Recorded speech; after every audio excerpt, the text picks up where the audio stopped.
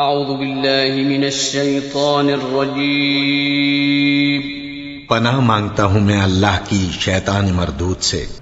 اعوذ باللہ من الشیطان الرجیم بسم اللہ الرحمن الرحیم وَإِذْ قَالَ إِبْرَاهِيمُ رَبِّ اجْعَلْ هَذَا الْبَلَدَ آمِنًا واجنبني وبني أن نعبد الأصنام رب إنهن أضللن كثيرا من الناس فمن تبعني فإنه مني ومن عصاني فإنك غفور رحيم ربنا إني أسكنت من ذريتي بواد غير ذي زرع عند بيتك المحرم ربنا ليقيموا الصلاة فاجعل أفئدة من الناس تهوي إليهم وارزقهم من الثمرات لعلهم يشكرون ربنا إنك تعلم ما نخفي وما نعلن وما يخفى على الله من شيء في الأرض ولا في السماء الحمد لله الذي وهب لي على الكبر إسماعيل وإسحاق إن ربي لسميع الدعاء رب اجعل لي مقيم الصلاة ومن ذريتي ربنا وتقبل دعاء ربنا اغفر لي ولوالدي وللمؤمنين يوم يقوم الحساب ومن يضلل فلا هادي له واشهد ان لا اله الا الله وحده لا شريك له واشهد ان محمدا عبده ورسوله اما بعد فان خير الحديث كتاب الله وخير الهدي هدي محمد صلى الله عليه وسلم وشر الامور محدثاتها وكل محدثة بدعة وكل بدعة ضلالة وكل ضلالة في النار فأعوذ بالله السميع العليم من الشيطان الرجيم من همزه ونفخه ونفثه بسم الله الرحمن الرحيم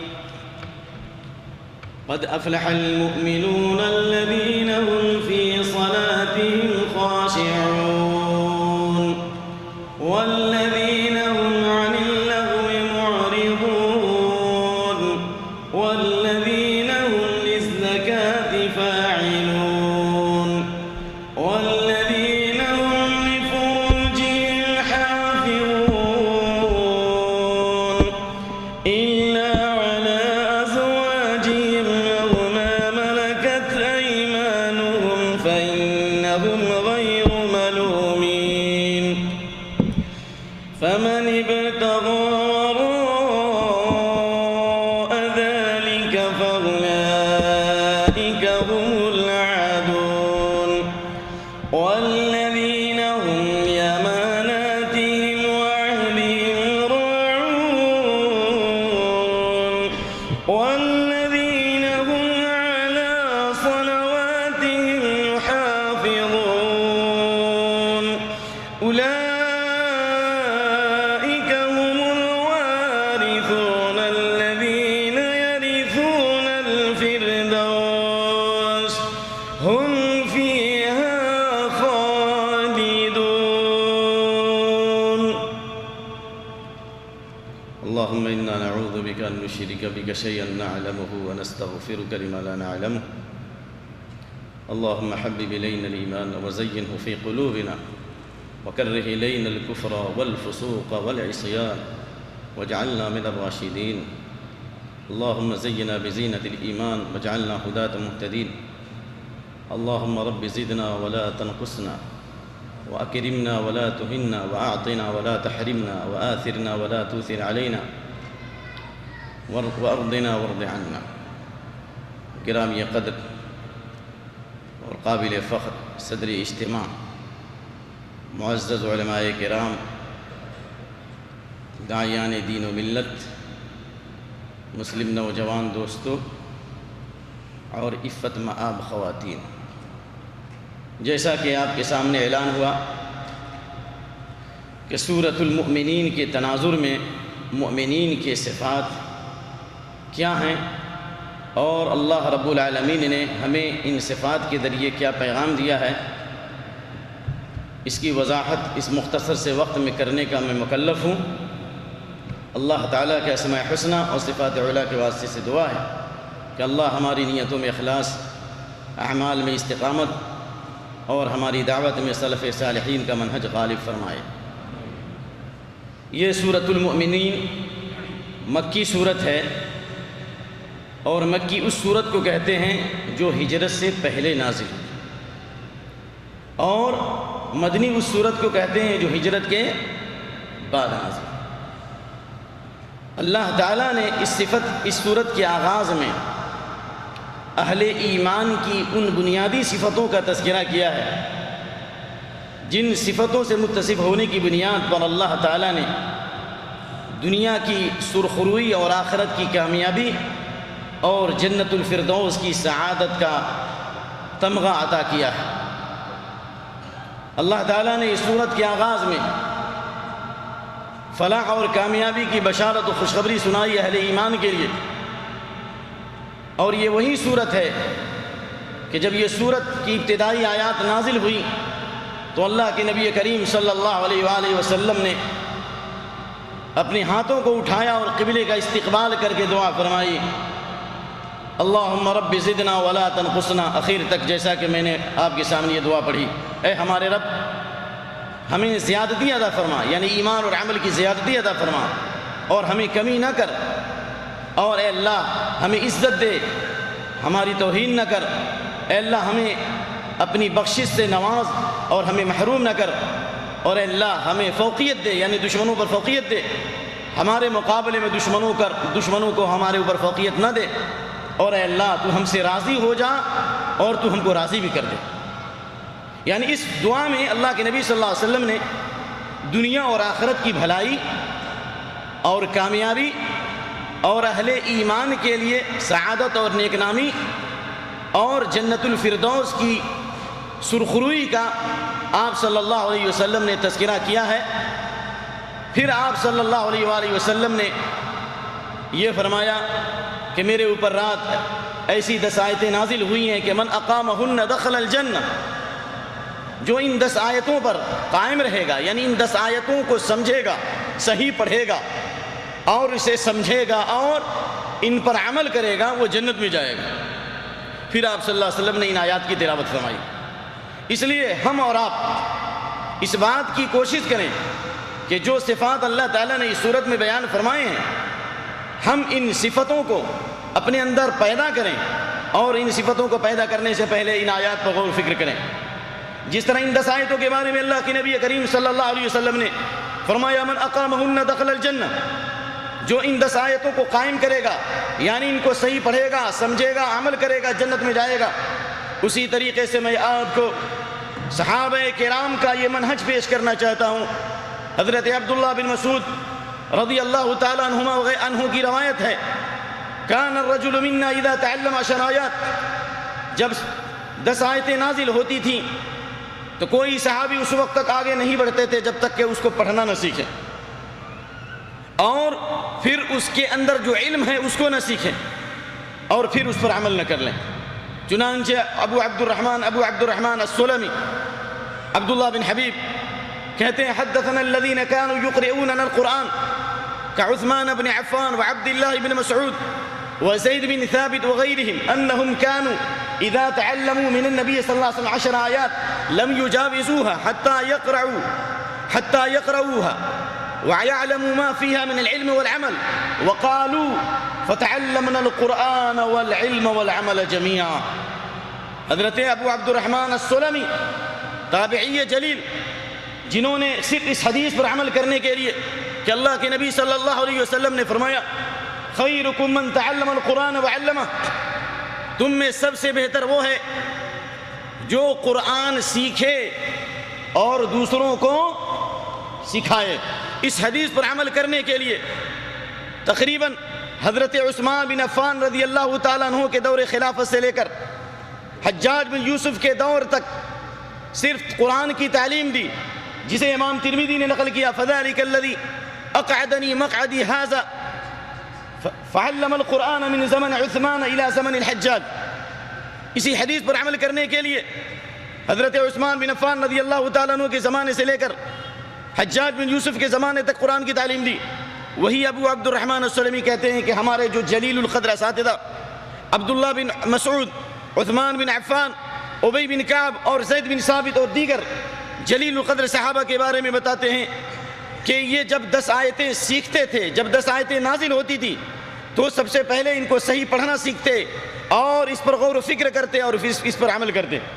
اور صحابہ کرام کا یہ مقولہ نقل کیا قالوا فتعلمنا القرآن والعلم والعمل جميعا. صحابہ کرام کا یہ اعلان تھا کہ ہم نے قرآن اور علم اور عمل ایک ساتھ سیکھا، یعنی قرآن پڑھنا بھی سیکھا اور اس کے علم کو بھی سیکھا اور اس پر عمل کرنا بھی سیکھا.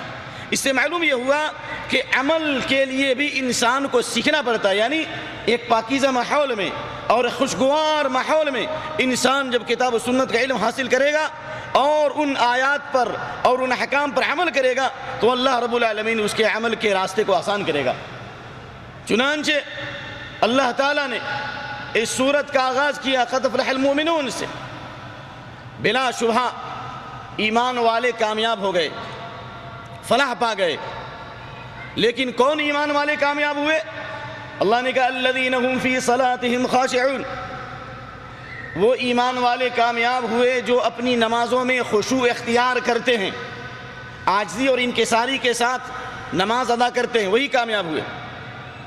اور اللہ نے فرمایا والذین هم عن اللغو معرضون، صرف نماز ہی خشوع و خضوع سے ادا نہیں کرتے بلکہ لغو چیزوں سے، غلط باتوں سے، باطل چیزوں سے، غلط چیزوں سے منہ موڑتے ہیں.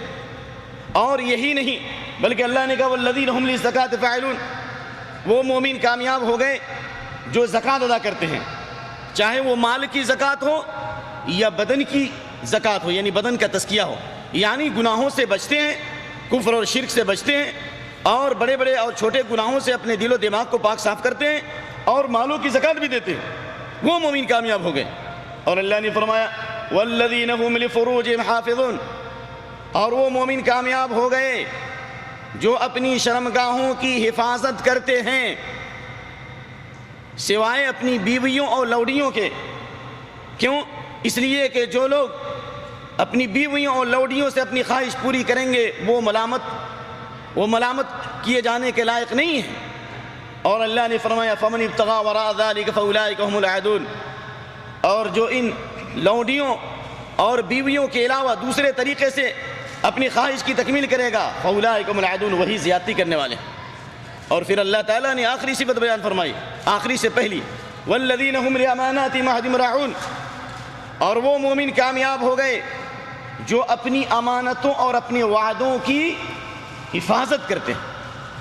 امانتوں اور وعدوں کی حفاظت کے ساتھ والذین هم علی صلواتهم یحافظون، جو اپنی نمازوں کی محافظت کرتے ہیں، جو اپنی نمازوں کی پابندی کرتے ہیں، جن کے اندر یہ 8 صفتیں ہوں گی، یہ 8 خوبیاں ہوں گی، یہ 8 وشیشتائیں ہوں گی.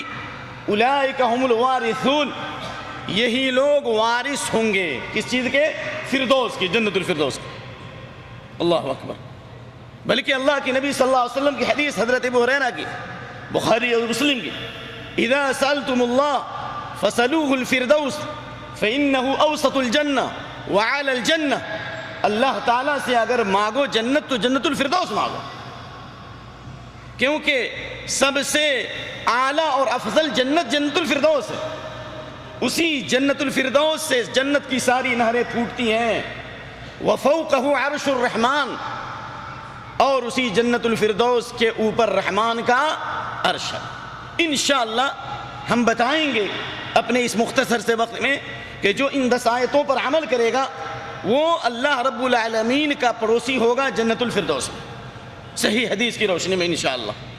یہ ان آیات کا مختصر ترجمہ اور اس کی ہلکی سی ایک تشریحی جھلک میں نے آپ کے سامنے پیش کی. اب آئیے ہم ان آیات پر تدبر کریں. اللہ نے فرمایا قد افلح المؤمنون، بلا شبہ ایمان والے کامیاب ہو گئے. یہاں ایمان والوں کی کامیابی اللہ نے یقینی اور قطعی کی ہے 2 چیزوں سے. ایک تو ماضی کا صیغہ ہے پاسٹ انڈیفینٹ، اور ایک قد اس پر داخل ہے، یعنی مومنوں کی کامیابی یقینی ہے اور قطعی ہے. اللہ نے کافروں کے لیے کامیابی نہیں رکھی، مومنوں کے لیے کامیابی رکھی. اور ان مومنین کی کامیابی کی بنیادی وجہ یہ ہے کہ یہ وہ مومنین ہیں جو اپنے عقیدے اور اپنے عمل کی اصلاح کرتے ہیں، ان کے لیے کامیابی ہے. لیکن جو اپنے عقیدے اور اپنے عمل کی اصلاح نہ کرے، بعض چیزوں پر ایمان لائے اور بعض چیزوں پر ایمان نہ لائے، بعض کو مانے اور بعض کو چھوڑ دے، میٹھا میٹھا ہاپ ہاپ اور کڑوا کڑوا تھوک تھوک، یعنی اپنے مزاج اور طبیعت سے شریعت پر عمل کرے، تو اللہ نے ان کے لیے دنیا میں رسوائی رکھی اور آخرت میں دردناک عذاب رکھا. اللہ نے فرمایا افتؤمنون ببعض الكتاب وتكفرون ببعض فما جزاء من يفعل ذلك منكم الا خزي في الحياة الدنيا ويوم القيامة يردون الى اشد العذاب وما الله بغافل عما تعملون. کتاب کی بعض باتوں پر ایمان لاتے ہو اور بعض باتوں کا انکار کرتے ہو، یعنی جو تمہارے مزاج اور طبیعت کے مطابق ہے، تمہارے ماحول کے مطابق ہے، تمہارے سماج کے مطابق ہے، تمہارے مسلک کے مطابق ہے، تمہارے اسٹیج کے مطابق ہے، تمہاری فکر کے مطابق ہے، ان کو تم قبول کر لیتے ہو. اور جو تمہارے مزاج اور طبیعت کے خلاف، ماحول کے خلاف، تمہارے مسلک کے خلاف، اس کا انکار کر دیتے ہو. اگر کامل ایمان نہیں لاؤ گے، اگر خالص ایمان نہیں لاؤ گے، فَإِنْ آمَنُوا بِمِثْلِ مَا آمَنْتُمْ بِهِ فَقَدْ اهْتَدَوْا، اگر خالص اور پختہ ایمان نہیں لاؤ گے تو یاد رکھو ایسے لوگوں کا بدلہ اللہ کے پاس کیا ہے، دنیا میں رسوائی ہے اور آخرت میں سب سے سخت عذاب سے دوچار کیے جائیں گے. اللہ تعالی ہمیں خالص اور پکا موحد اور مومن بنائے. پکا مومن اور موحد وہی ہوگا جس کے عقیدے اور عمل کی اصلاح ہو، یعنی ایمان کا درخت دل میں جاگوزی ہوتا ہے، اور جب ایمان کا درخت دل کے اندر جاگوزی ہو جاتا ہے اور انسان اس ایمان کے اوپر قائم ہوتا ہے تو اعمال کے اثرات ظاہر ہوتے ہیں. جیسا کہ اللہ تعالیٰ نے سورہ ابراہیم کے اندر مومن کی مثال بیان کی، وَمَثَلُ كَلِمَةٍ طَيِّبَةٍ كَشَجَرَةٍ طَيِّبَةٍ أَصْلُهَا ثَابِتٌ وَفَرْعُهَا فِي السَّمَاءِ. پاکیزہ کلمے کی مثال، کلمہ توحید کی مثال، ایمان کی مثال اس پاکیزہ درخت کی طرح ہے جس کی جڑیں زمین میں ہو اور اس کی شاخیں آسمان میں، اور ایسا درخت کہ ہمیشہ پھل دیتا ہو. یعنی اس سے مراد یہ کہ مومن کے دل میں ایمان جب پختہ ہوتا ہے تو اللہ تعالیٰ نیک عمل کی توفیق دیتا ہے. جب ایمان درست اور عقیدہ درست ہوگا تو آپ جو عمل بھی کریں گے، جو دعا بھی کریں گے، وہ اللہ فوراً قبول کرے گا. الیہ یصعد الکلم الطیب والعمل الصالح یرفعہ.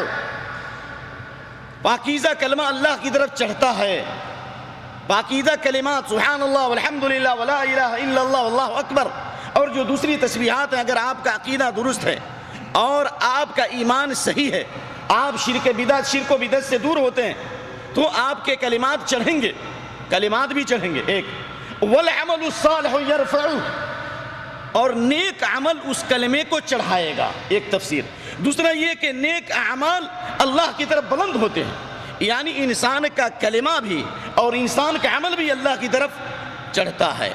تو یہ کلمہ چڑھے گا. اور اگر آپ نے اپنے ایمان کو درست کر لیا، آپ نے اپنے ایمان کی کھیتی کو سرسبز و شاداب کیا، تو اللہ دنیا میں بھی آپ کو بلندی عطا کرے گا اور آخرت میں. اللہ فرماتا ہے یرفع اللہ الذین آمنوا منکم والذین اوتوا العلم درجات، تم میں سے ایمان والے اور علم والوں کے درجے کو اللہ بلند کرے گا یا کرتا ہے. اس لیے مومنون بنو، خالص مومن بنو. اور یاد رکھو مومن کے لیے دنیا اور آخرت دونوں ہے. وَلِلَّهِ الْعِزَّةُ وَلِرَسُولِهِ وَلِلْمُؤْمِنِينَ وَلَكِنَّ الْمُنَافِقِينَ لَا يَعْلَمُونَ. عزت اللہ کے لیے، عزت اللہ کے رسول کے لیے صلی اللہ علیہ وسلم اور ایمان والوں کے لیے عزت اللہ نے رکھی. اس لیے کہ اگر صحیح ایمان لاؤ گے، صحیح عقیدے کی صفت سے اپنے آپ کو متصف کرو گے، شرک اور بدعت سے دور رہو گے، ایمان اور عمل کی زینت سے اپنے آپ کو آراستہ کرو گے، تو اللہ نے آپ کے لیے ایمان کی بنیاد پر امن رکھا ہے. سورہ انعام کی آیت نمبر 82 الذین آمنوا ولم یلبسوا ایمانہم بظلم اولئک لہم الامن وہم مہتدون.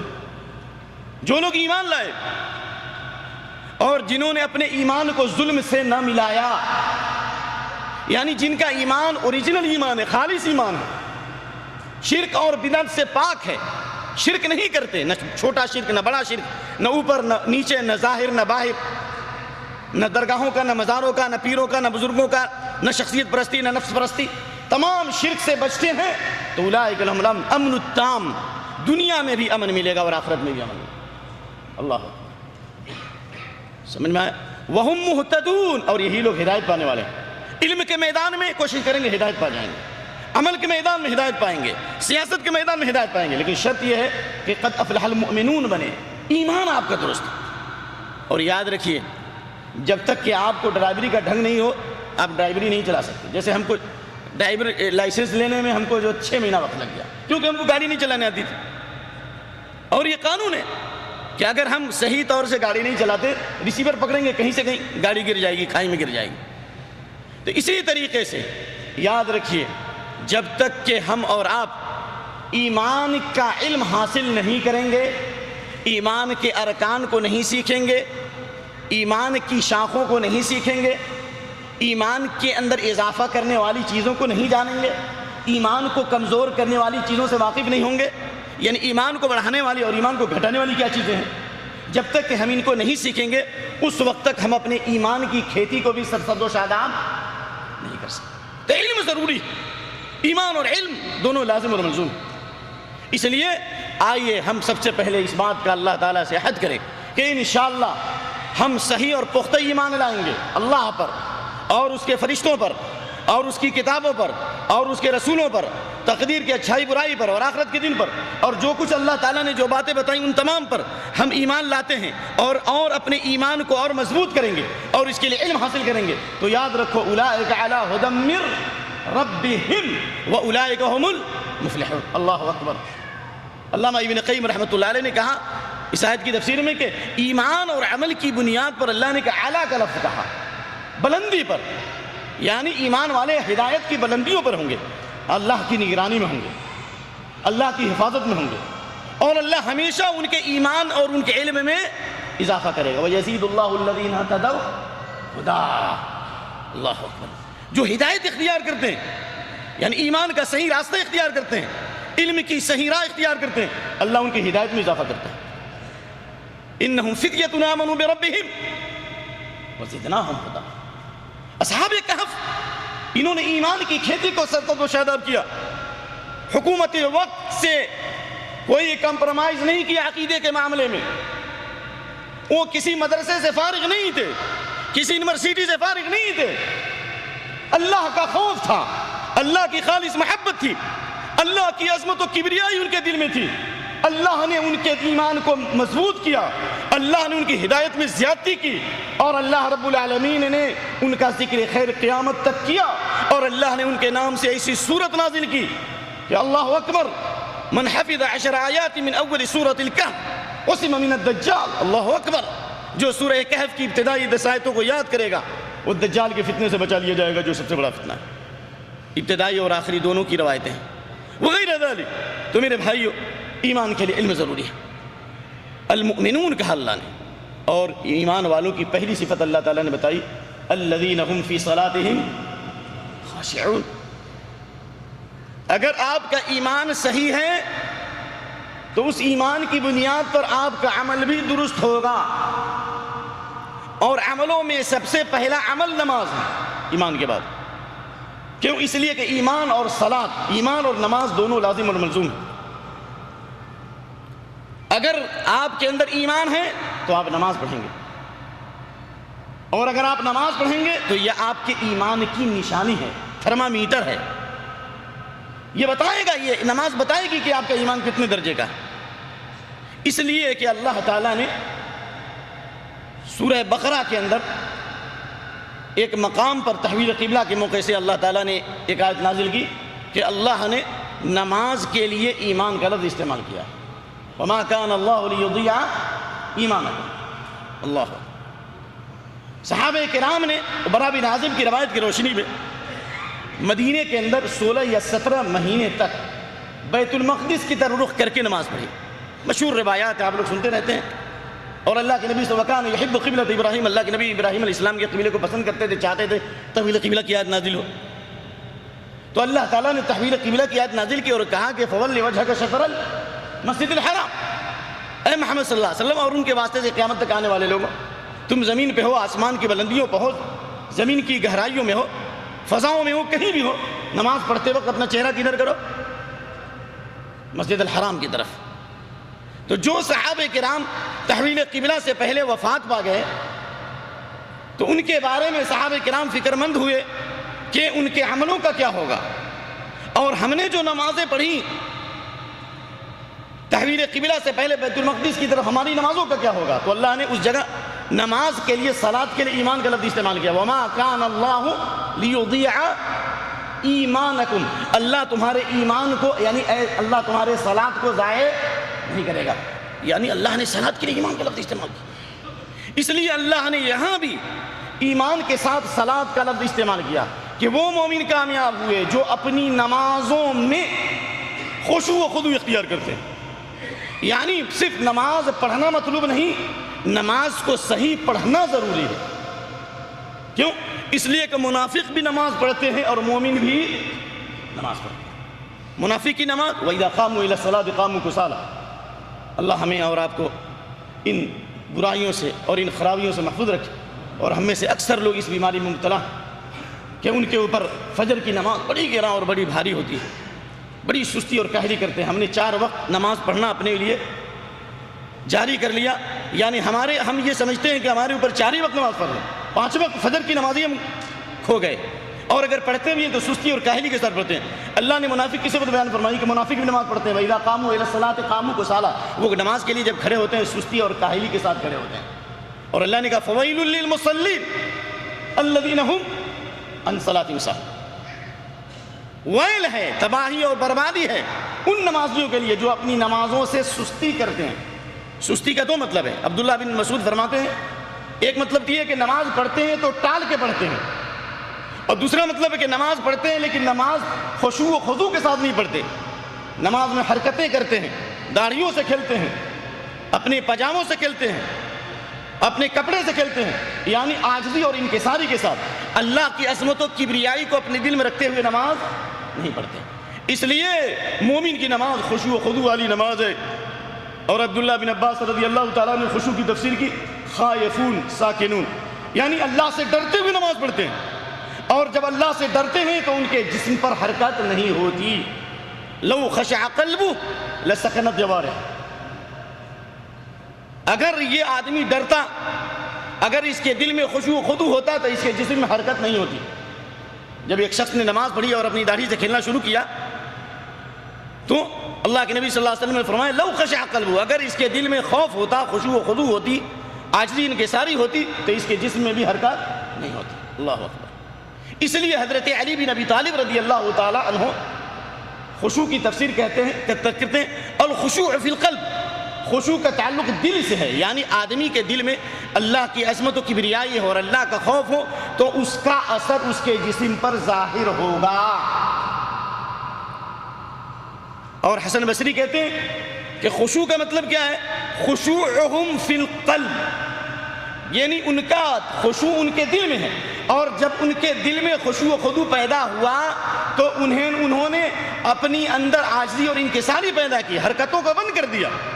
تو خلاصہ کلام یہ ہوا کہ خشوع و خضوع والی نماز وہ ہوگی جس میں اللہ کا خوف ہو، ایک اللہ کی محبت ہو، اللہ سے امید ہو، اللہ کی عظمت و کبریائی ہو، ان تمام کے تصور کے ساتھ انسان جب نماز پڑھتا ہے تو اس کی نماز خشوع و خضوع والی ہو. اگر نماز پڑھتے ہو اللہ سے محبت نہیں ہے، نماز پڑھتے ہو اللہ کا خوف نہیں ہے، نماز پڑھتے ہو اللہ سے امید نہیں ہے، وہ نماز عبادت نہیں کہلا سکتی. 3 چیزوں کے مجموعے کا نام عبادت ہے: خوف، امید اور پہ غور کیجئے، اور محبت. اور اللہ تعالیٰ نے سورۃ الفاتحہ کو سورۃ الصلاۃ کہا. بندہ جب سورۃ الفاتحہ کی تلاوت کرتا ہے نماز میں تو اللہ سورہ فاتحہ کی ہر آیت کا جواب دیتا ہے. اور آپ نے حدیثیں بارہا سنی اور پڑھی الحمدللہ. حضرت ابو ہریرہ رضی اللہ عنہ کی روایت کہ اللہ فرماتا ہے قسمت الصلاۃ بینی و بین عبدی نصفین نصفین، نماز کو میں نے اپنے درمیان اور اپنے بندے کے درمیان آدھا آدھا بانٹ دیا. کیا مطلب؟ جب بندہ کہتا ہے الحمدللہ رب العالمین الرحمن الرحیم مالک یوم الدین ایاک نعبد و ایاک نستعین اخیر تک، تو اللہ تعالیٰ سورہ فاتحہ کی آیت کا جواب دیتا ہے. اور آدھا آدھا کا مطلب آدھے حصے میں اللہ کی تعریف ہے اور آدھے حصے میں اللہ تعالیٰ سے دعا ہے. آدھے حصے میں اللہ کی تعریف، اللہ کی بڑائی ہے. جب بندہ کہتا ہے الحمدللہ رب العالمین، تمام تعریف اللہ کے لیے، تو اللہ فرماتا ہے حمدنی عبدی، میرے بندے نے میری حمد بیان کی. جب بندہ کہتا ہے الرحمن الرحیم، اللہ ہی رحمان الرحیم ہے، تو اللہ کہتا ہے میرے بندے نے میری ثنا بیان کی. بندہ کہتا ہے مالک یوم الدین، بدلے کے دن کا مالک، قیامت کے دن کے مالک اللہ تعالیٰ ہی ہے، تو اللہ فرماتا ہے مجدنی عبدی، میرے بندے نے میری بزرگی بیان کی. او قال فوض الی عبدی، یا بندے نے اپنے آپ کو میرے حوالے کیا. تو ان آیات میں یہی تعلیم دی گئی. الحمدللہ رب العالمین میں اللہ کی محبت ہے، الرحمن الرحیم میں امید ہے، مالک یوم الدین میں اللہ کا خوف ہے. ان تینوں کے بعد بندہ کہتا ہے ایاک نعبد و ایاک نستعین، اے اللہ ہم تیری ہی عبادت کرتے ہیں اور تجھ ہی سے مدد مانگتے ہیں. ھذا بینی و بین عبدی، یہی چیز میرے درمیان اور میرے بندے کے درمیان، یعنی یہ بالکل ڈیفرنس ہے، یہ بیچ میں ہے، یہ سینٹر میں ہے. یعنی یہاں تک اللہ کی بڑائی ہے اور یہاں سے بندے کی ضرورت ہے. تو ان آیات میں اللہ تعالیٰ نے ہم کو اور آپ کو تعلیم دی ہے کہ ہم عبادت کریں تو اللہ سے خالص محبت بھی کریں اور اللہ ہی سے امید رکھیں اور اللہ سے خوف رکھیں تعظیم کے ساتھ، تبھی عبادت ہوگی. اور اسی بنیاد پر اللہ نے کہا قد افلح المؤمنون الذین هم فی صلاتہم خاشعون. خشوع و خضوع پیدا ہونے کے لیے ضروری ہے کہ دل کے اندر اللہ کی خالص محبت ہو اور اللہ سے امید ہو اور اللہ کا خوف ہو اور اس کے اثرات جسم پر ظاہر ہوں تو کامیابی ہوگی. اس لیے اللہ نے کہا قد افلح المؤمنون الذین هم فی صلاتہم خاشعون. اور خشوع و خضوع ایسی عظیم چیز ہے کہ جن انبیاء سابقین کی تعریف اللہ نے سورۃ الانبیاء میں کی ہے اور اللہ نے ان کی دعاؤں کو قبول کیا. حضرت ابراہیم علیہ السلام، حضرت نوح علیہ السلام، حضرت لوط علیہ السلام، حضرت سلیمان علیہ السلام، حضرت ایوب علیہ السلام غیر ذلک. اللہ نے ان انبیاء کرام کے درجات کو بلند کیا، ان کا ذکر خیر کیا اور اللہ رب العالمین نے ان کی دعاؤں کو شرف قبولیت بخشا. کیوں؟ اس لیے کہ ان کے اندر خشوع و خضوع تھا. انہم کانوا یسارعون فی الخیرات ویدعوننا رغبا ورہبا وکانوا لنا خاشعین. خیر اور بھلائی میں دوڑنے والے تھے اور اللہ سے دعائیں کرتے تھے امید کرتے ہوئے اور ڈرتے ہوئے بھی. اللہ سے امید بھی رکھتے تھے اور اللہ سے ڈرتے بھی تھے. اور خشوع و خضوع، اللہ کی خشیت تھی، اللہ کی عظمت تھی، اللہ کی کبریائی تھی ان کے دلوں پر. اللہ اکبر. اسی لیے اللہ کے نبی صلی اللہ علیہ وسلم نے جو سب سے زیادہ خشوع و خضوع اختیار کرنے والے، اور آپ نے کہا واللہ ان اتقاکم وعلمکم باللہ انا، اللہ کی قسم میں تم میں سب سے زیادہ اللہ کا تقوی اختیار کرنے والا ہوں اور سب سے زیادہ علم رکھتا ہوں، سب سے زیادہ ڈرنے والا ہوں. اس نبی مکرم صلی اللہ علیہ وسلم نے بھی یہ دعا کی اللہم آت نفسی تقواها وزکها انت خیر من زکاها انت ولیها مولاها اللہم انی اعوذ بک من علم لا ينفع ومن قلب لا یخشع. تزکیہ کی دعا کی کہ اللہ ہمیں تقوی عطا فرما، ہمارے دلوں کو پاک اور صاف فرما، تو ہی پاک کرنے والا ہے. اور اللہ میں تیری پناہ چاہتا ہوں ایسے علم سے جس سے فائدہ نہ ہو اور ایسے دل سے جس میں خشیت نہ ہو، جس میں خشوع و خضوع نہ ہو. اور اللہ کے نبی صلی اللہ علیہ وسلم یہ دعا بھی فرمائی اللہم انی اعوذ بک من صلاۃ لا ینفع، اے اللہ میں تیری پناہ چاہتا ہوں ایسی نماز سے جو بے فائدہ والی نماز. بے فائدہ والی نماز کون ہوگی؟ کہ جس نماز کے اندر انسان کو یہ محسوس نہیں ہو کہ ہم نماز پڑھ رہی ہیں کہاں ہے، جس نماز کو عبادت سمجھ کر اور اخلاص کے ساتھ جس نماز کو نہیں ادا کیا جائے گا، اس نماز کے اندر روح نہیں پیدا ہو سکتا۔ اس لیے بعض سلف کا یہ قول کہ نماز کے لیے خشوع و خضوع یہ رکن کی حیثیت رکھتا ہے، لیکن کم از کم نماز کے لیے خشوع و خضوع یہ واجب کی حیثیت رکھتا ہے۔ اگر خشوع و خضوع کے ساتھ آپ نماز نہیں پڑھتے تو نماز ناقص ہوگی۔ اسی لیے اللہ کے نبی کریم صلی اللہ علیہ وآلہ وسلم نے اپنے صحابہ کرام کی تربیت فرمائی، اور آپ صلی اللہ علیہ وسلم نے صحابہ کرام کو اس بات کی تعلیم دی کہ اپنی نمازوں میں خشوع و خضوع پیدا کریں۔ صحیح ترغیب کی یہ روایت، اول ما یرفع، سب سے پہلے اس امت سے جو چیز اٹھا لی جائے گی وہ خشوع و خضوع ہے۔ لوگ نماز پڑھیں گے حتی لا تری فیہ خاشعا، یہاں تک کہ دیکھو گے کہ نماز امام ایک ہے، قبلہ ایک ہے، سورہ فاتحہ بھی ایک ہے، دعائیں بھی ایک ہے، رکوع سجود بھی ایک ہے، لیکن کسی کی نماز بلندی پر جائے گی اور کسی کی نماز اس کے منہ پہ ماری جائے گی۔ اور ابو داؤد کی حدیث ہے، ان احدکم لیصلی صلاۃ ما یکتب له الا عشرها تسعها ثمنها سبعها الى آخری۔ ایک آدمی نماز پڑھتا ہے، کسی کو اس کی نماز کا 10واں حصہ ملتا ہے، کسی کو 9واں حصہ ملتا ہے، کسی کو 8واں حصہ ملتا ہے، کسی کو 7واں ملتا ہے، کسی کو 6واں ملتا ہے، اور بعض لوگ ایسے ہیں کہ ان کی نماز ان کے منہ پہ مار دی جاتی ہے۔ تو جتنی نماز درست ہوگی اور جس خشوع و خضوع کے ساتھ نماز پڑھیں گے اسی طرح نماز بلندی کی طرف جائے گی۔ اللہ اکبر۔ اسی لیے وہ صحابی رسول شداد بن اوس نقل کرتے ہیں کہ سب سے پہلے علم میں سے جو چیز اٹھا لی جائے گی، سنن کبریٰ بہقی کی روایت، علم میں سے سب سے پہلے علم میں سے جو چیز اٹھائی جائے گی وہ خشوع و خضوع ہے۔ یعنی صحابی رسول شداد بن اوس نے خشوع کو علم سے تعبیر کیا۔ جس کو اللہ کا علم ہوگا، اللہ کے اسماء و صفات کا علم ہوگا، اللہ کے احکام کا علم ہوگا، اس میں اللہ کا خوف ہوگا، اور جس میں علم کم ہوگا، شریعت کا علم کم ہے، شریعت کا علم نہیں ہے، دنیا کا علم ہے، اس میں اللہ کا خوف نہیں ہوگا۔ انما یخشی اللہ من عبادہ العلماء۔ اور عبداللہ بن مسعود رضی اللہ تعالیٰ عنہ کی روایت، لیس العلم بکثرت الروایہ انما العلم هو الخشیہ۔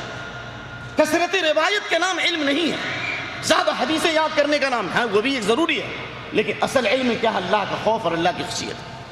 اور امام صاحب وفقہ اللہ نے جو تلاوت کی عشاء کی نماز میں سورہ بینہ، جس کے بارے میں اللہ کے نبی فرماتے ہیں ابی بن کعب کو کہ اللہ نے مجھے حکم دیا ہے کہ میں تم کو لم یکن الذین کفروا پڑھ کر سناؤں۔ اللہ اکبر۔ کہا اللہ سمانی، کہ اللہ نے میرا نام لیا؟ کہا ہاں اللہ نے تمہارا نام لیا۔ فبکا، رو پڑے۔ اس میں اللہ تعالیٰ نے صحابہ کی صفت اور صحابہ کی منہج پر آنے والوں کی صفت کیا بیان فرمائی کہ جو اللہ سے ڈرنے والے ہیں اور اللہ سے ڈر کر ہر کام کرتے ہیں، اس روئے زمین کے سب سے اچھے اور سب سے افضل لوگ ہیں۔ اللہ اکبر۔ اور یہ وہ لوگ ہیں کہ اللہ بھی ان سے راضی ہو گیا، وہ بھی اللہ سے راضی ہو جائیں گے۔ اور اللہ کے نبی صلی اللہ علیہ وسلم نے اس سورت کے نزول سے پہلے دعا کی کہ اللہ تو ہم سے راضی ہو تو ہم کو راضی بھی کرتے۔ تو میرے بھائیوں، نمازوں میں خشوع و خضوع پیدا کرنے کی کوشش کریں۔ نمازوں میں خشوع و خضوع پیدا کرنے کے لیے ہمارے لیے ضروری ہے کہ ہم سب سے پہلے اچھی طرح وضو کریں۔ ہمیں وضو کا طریقہ معلوم ہے، ہمیں نماز کی دعائیں معلوم ہیں، ہم جو پڑھیں وہ نماز میں جو پڑھتے ہیں کم سے کم اس کے معنی کو سمجھنے کی کوشش کریں۔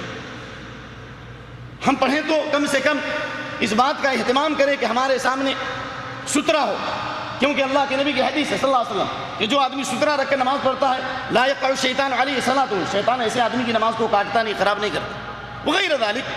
بہت ساری کتابیں ہیں الحمدللہ، آپ اس میں آپ نماز کے اندر خشوع و خضوع کیسے پیدا ہو الحمدللہ آپ سیکھ سکتے ہیں۔ قد افلح المؤمنون الذین هم فی صلاتهم خاشعون۔ وہ مومن کامیاب ہو گئے جو اپنی نمازوں میں خشوع و خضوع اختیار کرتے ہیں۔ اور خشوع و خضوع والی جب نماز ہوگی تو اللہ تعالیٰ اس نماز کا اثر یہ ظاہر کرے گا کہ آپ برائیوں سے بچیں گے، لغو چیزوں سے بچیں گے، غلط چیزوں سے بچیں گے، غلط باتوں سے بچیں گے، غلط مجلسوں سے بچیں گے۔ ہر برائی کی نفرت اللہ آپ کے دل میں پیدا کرے گا۔ ایمان صحیح ہوگا آپ کے دل میں، اور ایمان کی پختگی آپ کے اندر پیدا ہوگی تو اللہ تعالیٰ کفر کو، نفاق کو اور تمام برائیوں کو آپ کے دل میں اس کی نفرت پیدا کر دے گا۔ پڑھیے سورۃ الحجرات، حبب الیکم الایمان وزینہ فی قلوبکم وکرہ الیکم الکفر والفسوق والعصیان اولئک هم الراشدون۔ اور کیا آپ نے، اللہ نے کہا ایمان بازار میں بکنے والی چیز نہیں ہے، ایمان کسی شاپنگ سینٹر میں نہیں مل سکتا، ایمان اللہ کا ایمان، اللہ کی بخشش ہے۔ یا عبادی کلکم ضال الا من ہدیت فاستہدونی اہدکم، اے میرے تمام بندو تم سب کے سب گمراہ ہو، جس کو میں ہدایت دوں وہی ہدایت پر ہے، مجھ سے ہدایت مانگو میں تم کو ہدایت دوں۔ اللہ، اور اللہ فرماتا ہے بل اللہ یمن علیکم من ہداکم للایمان، اللہ کا تم پر فضل ہے کہ اس نے تم کو ایمان کی توفیق نصیب فرمائی۔ ایمان اللہ کی بخشش ہے، اللہ کا انعام ہے۔ اور عبداللہ بن مسعود رضی اللہ تعالیٰ عنہ کی روایت، ان اللہ یعطی الدنیا، ان اللہ یعطی من الدنیا، یہ ہے ان اللہ یعطی من الدنیا من یحب ومن لا یحب ولا یعطی الایمان الا من احب۔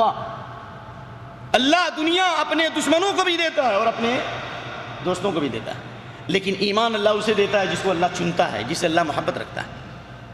تو یاد رکھیے اگر آپ کا ایمان صحیح ہے اور ایمان کی بنیاد پر آپ کی نماز صحیح ہے تو برائیوں کی نفرت اللہ آپ کے دل میں پیدا کرے گا، اور ان برائیوں میں سے ایک برائی کیا ہے، والذین هم عن اللغو معرضون، لغو چیزوں سے بھاگتے ہیں۔ لغو سے کیا مطلب ہے دوستو؟ عبداللہ بن عباس رضی اللہ تعالیٰ عنہ سے صحیح سند کے ساتھ مروی ہے، لغو کا معنی باطل ہے، حق کی ضد کیا ہے؟ باطل۔ حق کیا ہے؟ اسلام، اور جو کچھ اسلام کے علاوہ ہے وہ سب کیا ہے؟ باطل۔ اسلام اور اسلام کی تمام چیزیں حق ہیں، اور اس میں عقیدہ بھی ہے، عبادات بھی ہے، معاملات بھی، اخلاق بھی ہے، سارا دین حق ہے، اور اسلام کے علاوہ جو ہے باطل ہے۔ تو اس سے معلوم یہ ہوا کہ اہل ایمان وہ ہیں جو حق پر استقامت اختیار کرتے ہیں اور عملی طور پر کفر سے اور کفر کی تمام شاخوں سے بھاگتے ہیں، چہرہ پھیرتے ہیں۔ چنانچہ عبداللہ بن عباس رضی اللہ عنہما نے تفسیر کی، لغو سے مراد شرک، شرک سے بچتے ہیں۔ اگر آپ کی نماز صحیح ہوگی، خشوع و خضوع کے ساتھ نماز پڑھو گے تو اللہ تعالیٰ شرک سے بچنے کی توفیق عطا فرمائے۔ اللہ کے نبی صلی اللہ علیہ وسلم نے ابو بکر صدیق رضی اللہ عنہ کی دعا کی تھی۔ وہ ابو بکر صدیق کتنی اچھی نماز پڑھتے تھے۔ جب مکے کے اندر ابو بکر صدیق رضی اللہ تعالیٰ عنہ قیام کرتے تھے، مشرکین کے بچے، ان کی عورتیں ان کی آواز کو سن کر کے ٹوٹ پڑتے تھے۔ اللہ اکبر۔ حضرت عائشہ رضی اللہ عنہا نے مرض الموت میں جب اللہ کے نبی صلی اللہ علیہ وسلم نے کہا مروا ابا بکر فلیصلی بالناس، ابو بکر کو حکم کرو رضی اللہ تعالیٰ عنہ کہ نماز پڑھائیں، تو کیا کہا حضرت عائشہ؟ رجل بکا، بہت رونے والے آدمی، روئیں گے بہت، یہ ہو سکتا ہے لوگ فتنے میں مبتلا ہو جائیں۔ اللہ وہ ابو بکر صدیق رضی اللہ تعالیٰ عنہ جن کے ایمان کو اللہ تعالیٰ نے سند دی ہے، جن کو صدیق کا خطاب ملا ہے۔ اللہ اکبر۔ اور اگر یہ روایت کو صحیح مان لیا جائے، کیا آپ نے فرمایا اگر یہ روایت صحیح مان لی جائے، جیسے کہ اس روایت کے بارے میں اختلاف ہے کہ اللہ وزین ایمان ابی بکر بی ایمان اہل المدینہ لرجحت ایمان ابی بکر، اگر امت کے ایمان کو ایک پلڑے میں، یعنی پورے مدینے والے کے ایمان کو ایک پلڑے میں، ایک روایت میں، دوسری روایت میں امت کے ایمان کو ایک پلڑے میں، یعنی پورے مدینے والے کے ایمان کو یا پوری امت کے ایمان کو ایک پلڑے میں، اور ابو بکر رضی اللہ تعالیٰ عنہ کے ایمان کو دوسرے پلڑے میں رکھا جائے تو ابو بکر رضی اللہ تعالیٰ عنہ کے ایمان کا پلڑا جھک جائے گا، اتنا مضبوط ایمان۔ اس کے باوجود بھی اللہ کے نبی صلی اللہ علیہ وسلم نے یہ تعلیم دی، حسن روایت، کہ اللہم انی اعوذ بک ان اشرک بک وانا اعلم واستغفرک لما لا اعلم۔ اگر اس دعا کو پڑھو گے اللہ چھوٹے شرک سے، بڑے شرک سے، ظاہر شرک سے، باطنی شرک سے، ریاکاری سے، دکھاوے سے، نمود سے، شہرت طلبی سے، ڈیتھ از سویٹ پوائزن، میٹھا زہر ہے یہ، اللہ تعالیٰ اس سے بچائے گا۔ اگر آپ نماز صحیح پڑھو گے خشوع و خضوع کے ساتھ، اللہ آپ کو شرک سے بچائے گا۔ اللہ عبداللہ بن عباس رضی اللہ عنہ کی تفسیر۔ اور دوسری تفسیر یہ ہے کہ اگر صحیح طریقے سے نماز پڑھو گے اللہ گناہوں سے بچائے گا، گناہوں سے بچائے گا۔ کیوں؟ اللہ فرماتا ہے ان الصلاۃ تنہا عن الفحشاء والمنکر، نماز روکتی ہے بے حیائی اور برائی سے۔ بہت آسانی سے میں نے بے حیائی و برائی ترجمہ کر دیا. بہرحال اس کی تفسیر اہل علم زیادہ جانتے ہیں. فحاشی میں وہ تمام بڑے گناہ، فحاشی میں وہ تمام فحاشیاں، برائیاں، بے حیائی، زناکاری، اغلام بازی اور انٹرنیٹ کی برائیاں، VCR کی برائیاں، موبائل کی خرابیاں، فیس بک کی برائیاں، یہ ساری برائیاں کیوں پیدا؟ اس لیے کہ ہم نے جتنی محنت کتابوں پر کی ہے، ہم نے جتنی محنت کیسٹوں پر کی ہے، ہم نے جتنی محنت ظاہر پرستی پر کی ہے، اللہ کی قسم اگر ہم اپنے دلوں کی اصلاح پہ کرتے، اپنی نمازوں کی اصلاح پہ کرتے، نمازوں کے اندر خشوع و خضوع کرتے، رب کعبہ کی قسم اللہ ان تمام برائیوں سے ہمیں بچا لیتا. ان الصلاۃ تنہی عن الفحشاء والمنکر. اور یاد رکھو انشاءاللہ وہ بات آئے گی کہ اللہ تعالیٰ نے جنت الفردوس کا وعدہ کیا ان صفات سے متصف ہونے والوں کے لیے. لیکن قیامت کے دن ایسے بھی لوگ ہوں گے جیسا کہ حضرت ابو موسیٰ اشعری کے بیٹے روایت کرتے ہیں اپنے باپ ابو موسیٰ اشعری سے کہ اللہ کے نبی صلی اللہ علیہ وسلم فرمایا، مسلم شریف کی حدیث ہے، یوتا بیوم القیامہ ناس من المسلمین. قیامت کے دن کچھ ایسے مسلمانوں کو لایا جائے گا کہ ان کے گناہ پہاڑوں کی طرح ہوں گے، لیکن اللہ ان گناہوں کو یہود و نصارہ پہ ڈال دے گا اور اللہ ایمان والوں کی مغفرت کر دے گا. اللہ جنت میں چلے جائیں گے. اور کیا ان گناہوں کو اللہ یہود و نصارہ پہ ڈال دے گا اور اللہ ان کو جنت میں لے جائے گا. کیوں؟ لا تزر وازرۃ وزر اخری، کوئی کسی کے بوجھ کو اٹھانے والا نہیں ہے. یہود و نصارہ پہ کیوں ڈالے گا؟ واللہ اعلم. جو مفسرین نے تفسیر کی ہے سلف نے اس کی روشنی میں، اس لیے کہ فحاشی اور بے حیائی اور زناکاری اور روئے زمین میں فساد اور بگاڑ کو جتنا یہود و نصارہ پھیلانے والے ہیں دنیا میں کوئی دوسری قوم نہیں ہے. قرآن کہتا ہے واللہ یرید ان یتوب علیکم، اللہ چاہتا ہے کہ تمہارے اوپر توجہ فرمائے، تمہاری توبہ قبول کرے، اللہ تمہیں توبے کی توفیق دے اور تمہاری توبہ بھی قبول کرے. لیکن شہوات کی پیروی کرنے والے چاہتے ہیں کہ تم دین سے مکمل پھر جاؤ. امام طبری سالار مفسرین کہتے ہیں کہ شہوات کی پیروی کرنے والے یہود و نصارہ ہر طرح سے کوشش کریں گے، پورے نیٹ ورک کو لگائیں گے، پوری مکاری عیاری کریں گے اور اس بات کی کوشش کریں گے کہ مسلمانوں میں فحاشی اور بے حیائی پھیلے اور مسلمان فحاشی اور بے حیائی میں مبتلا ہو جائیں، دین سے پھر جائیں. لیکن یاد رکھو اگر آپ صحیح نماز پڑھو گے، صحیح طریقے سے خشوع و خضوع کے ساتھ نماز ادا کرو گے، اللہ سے ڈرو گے، لغو چیزوں سے بھاگو گے، تو اللہ رب العالمین اگر آپ کے گناہ بھی ہوگا تو قیامت کے دن اللہ ان ظالموں پر ڈال دے گا اور اللہ تعالیٰ آپ کی مغفرت کر کے آپ کو جنت میں لے جائے. اللہ ہم کو اور آپ کو دخول اول نصیب فرمائے. والذین هم عن اللغو معرضون، جو شرک سے بچتے ہیں، گناہوں سے بچتے ہیں اور ہر وہ چیز جس سے کوئی فائدہ نہ ہو، ہر وہ بات جس سے کوئی فائدہ نہ ہو. مثال کے طور پر ہم فتویٰ نہیں جانتے، شیخ سے پوچھئے کرکٹ جائز ہے یا ناجائز، یہ تو علماء فتویٰ دیں گے، لیکن میں پوچھتا ہوں اس کا فائدہ بتاؤ. کہیے کہ تھوڑا فائدہ ہے، فائدہ تو شراب میں بھی فائدہ ہے، اسم الکبیر و منافع للناس. مجھے بتاؤ اس کرکٹ نے کتنے لوگوں کو گرگٹ بنا دیا. جو آدمی شریعت کا پابند ہوگا، اللہ سے ڈرے گا، وہ اپنے وقت کو ضائع نہیں کرے گا. لغو چیزوں سے، کرم بورڈ سے کیا فائدہ ہے؟ پوری رات ہم دکانوں کے پاس، چائے خانوں کے پاس اور بہت سارے ریسٹورنٹ میں وقت ضائع کر دیتے ہیں، غیر معیاری باتیں کرتے ہیں، شہوت کی باتیں کرتے ہیں.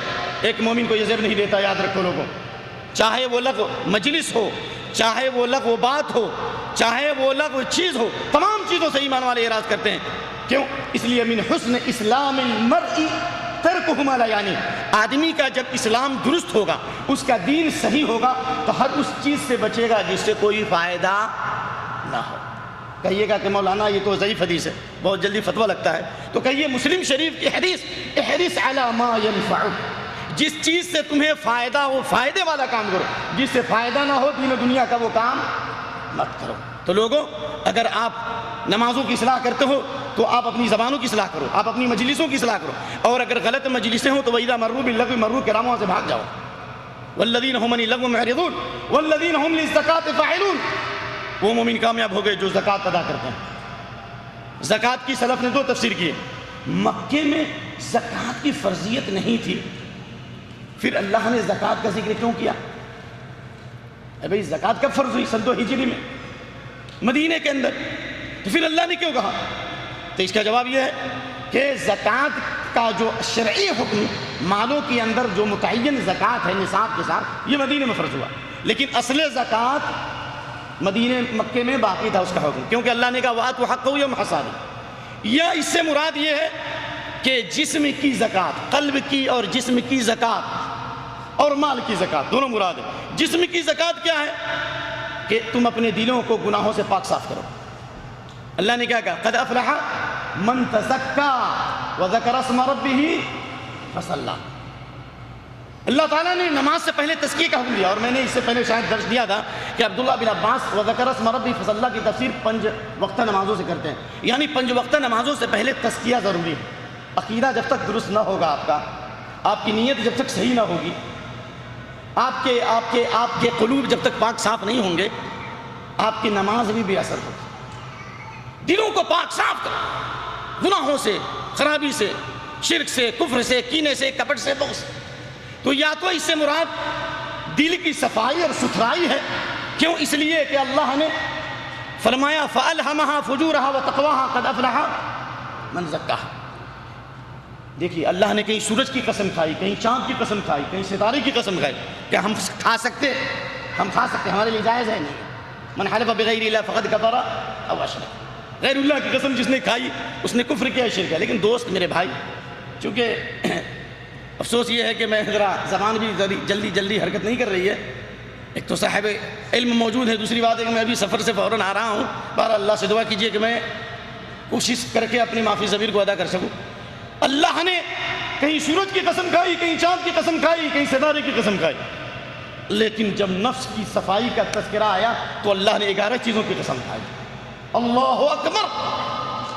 والشمس وضحاها والقمر اذا تلاها والنهار اذا جلاها والليل اذا يغشاها والسماء وما بناها والارض وما طحاها ونفس وما سواها فالهمها فجورها وتقواها قد افلح من زكاها. 11 چیزوں کی قسم کھانے کے بعد اللہ نے فرمایا انسان کے اندر خیر بھی ڈالا اور شر بھی ڈالا. خیر کرنے کی صلاحیت بھی پیدا کی اور شر کرنے کا ملکہ بھی اس کے اندر رکھا. لیکن قد افلح من زکاہا، کامیاب ہوا وہ شخص جس نے اس کو پاک کیا. تو اس سے مراد قلب کی پاکیزگی ہے. اور اللہ کے نبی دعا کرتے تھے اللہم آت نفسی تقواہا وزکھا انت خیر من زکاہا. اس میں اشارہ ہے کہ جب تک اللہ پاک نہیں کرے گا کوئی پاک اور جو اپنے آپ کو پاک کہتا ہے وہ ناپاک ہے. الم تر الی الذین یزکون انفسهم بل اللہ یزکی من یشاء. کیا آپ دیکھا نہیں ان لوگوں کو جو اپنی بڑائی بیان کرتے ہیں، اپنی شیخی بیان کرتے ہیں، اپنی تعریف کرتے ہیں؟ یہودیوں کے بارے میں اللہ نے کہا جس کو اللہ پاک کرے وہی پاک ہے. اس لیے اس سے مراد یا تو قلب کی پاکیزگی ہے، اور قلب کی پاکیزگی کے لیے میں آپ کو free of cost medical store جانے کی ضرورت نہیں ہے. میڈیکل اسٹور جانے کی ضرورت نہیں ہے، طب نبوی موجود ہے. اللہ اکبر. لا يستقیم ایمان عبد حتی یستقیم قلبه ولا يستقیم قلبه حتی یستقیم لسان. اللہم کسی کا ایمان درست نہیں ہو سکتا جب تک کہ اس کا دل صاف ستھرا نہ ہو، جب تک کہ اس کا دل صحیح نہ ہو، اور دل صحیح نہیں ہوگا جب تک زبان صحیح نہ ہو. زبان کی اصلاح کیجیے. اگر آپ والذین هم للزکاۃ فاعلون پہ عمل کرنا چاہتے ہو، آؤ نبوی نسخہ لو، طب نبوی لو. اللہ کے نبی فرماتے ہیں صلی اللہ علیہ وسلم صوم الشہر وثلاثة ایام استغفر اللہ صوم الشہر وثلاثة ایام من کل شہر یذہبن وحر الصدر. ایک مہینے کا روزہ نہیں، رمضان کا روزہ، اور ہر مہینے میں 3 روزہ رکھیں گے. چاہے آپ ایام 20 کی طرح 13, 14, 15 کر کے رکھو، یہ جیسے بھی ہو. 3 روزے اگر رکھو گے انشاءاللہ تو سینے کی جتنی بیماریاں اللہ سب دور کر دے گا. وسوسہ دور کر دے گا، کینہ، کپٹ، بغض، حسد، جلن، تکبر، ریا، تمام بیماریوں سے. تو والذین هم للزکاۃ فاعلون میں اشارہ ہے. اگر دل کی پاکیزگی کے لیے تم کو زبان کی اصلاح کی ضرورت پڑے تو اپنی زبان کی اصلاح کرو، دل کی پاکیزگی کے لیے روزہ رکھنا پڑے تو روزہ رکھو، اللہ اکبر۔ اور مال کی اگر زکوٰۃ مقصود ہے تو مال کے ذریعے مال بھی پاک ہوتا ہے اور مال کے ذریعے انسان کا نفس بھی پاک ہوتا ہے، سبحان اللہ سبحان اللہ۔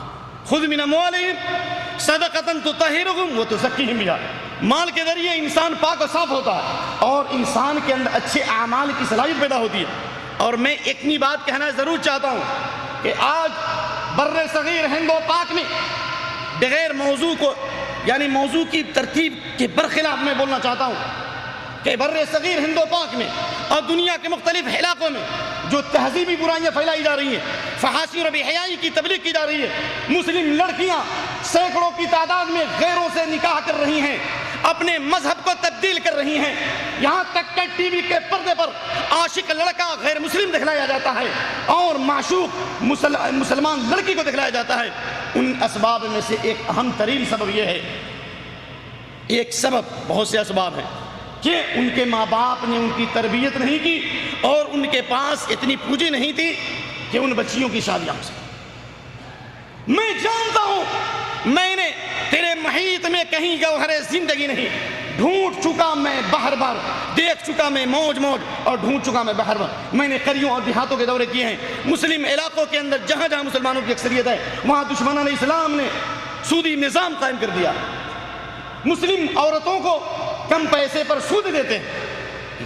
اس کی ایک وجہ، اہم ترین وجہ یہ ہے کہ اللہ نے ہمیں زکوٰۃ کا نصاب دیا تھا، ہم نے زکوٰۃ ادا نہیں کیا، ہم نے زکوٰۃ کا اجتماعی اہتمام نہیں کیا۔ ورنہ اگر صرف ہندوستان کے اندر، صرف ہندوستان کی سطح پر اگر مسلمان اجتماعی زکوٰۃ نکالیں 10 ارب زکوٰۃ ہوگی، کہاں جائے گی؟ اس لیے آؤ برائیوں کو دور کرنے کے لیے اچھائیاں لاؤ، فحاشی کو دور کرنے کے لیے ان کے سامنے پاکیزہ چیز لاؤ۔ ظاہر ہے کپڑے پر نجاست لگی ہے، چلاؤ گے تو نجاست دور نہیں ہوگی، پانی سے نجاست دور ہوگی۔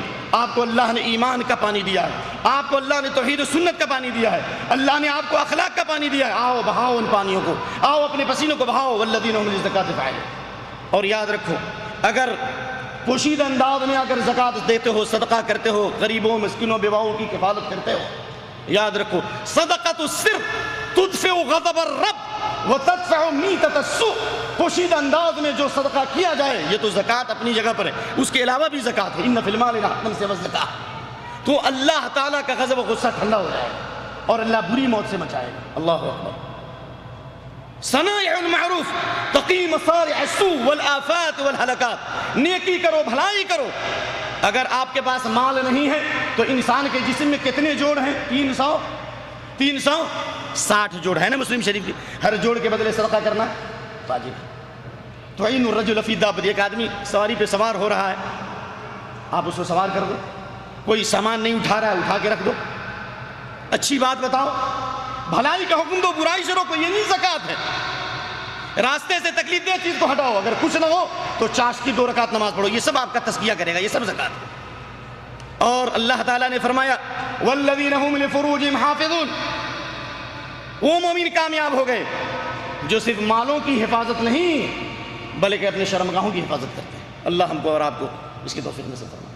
اللہ کے نبی دعا کرتے تھے، آپ بھی پڑھیے، اللہم انی اعوذ بک من شر سمعی ومن شر بصری ومن شر لسانی ومن شر قلبی ومن شر منی اے فرجی، کان کی، آنکھ کی، دل کی برائی سے بچائے اللہ، شرمگاہ کی برائی سے بچائے۔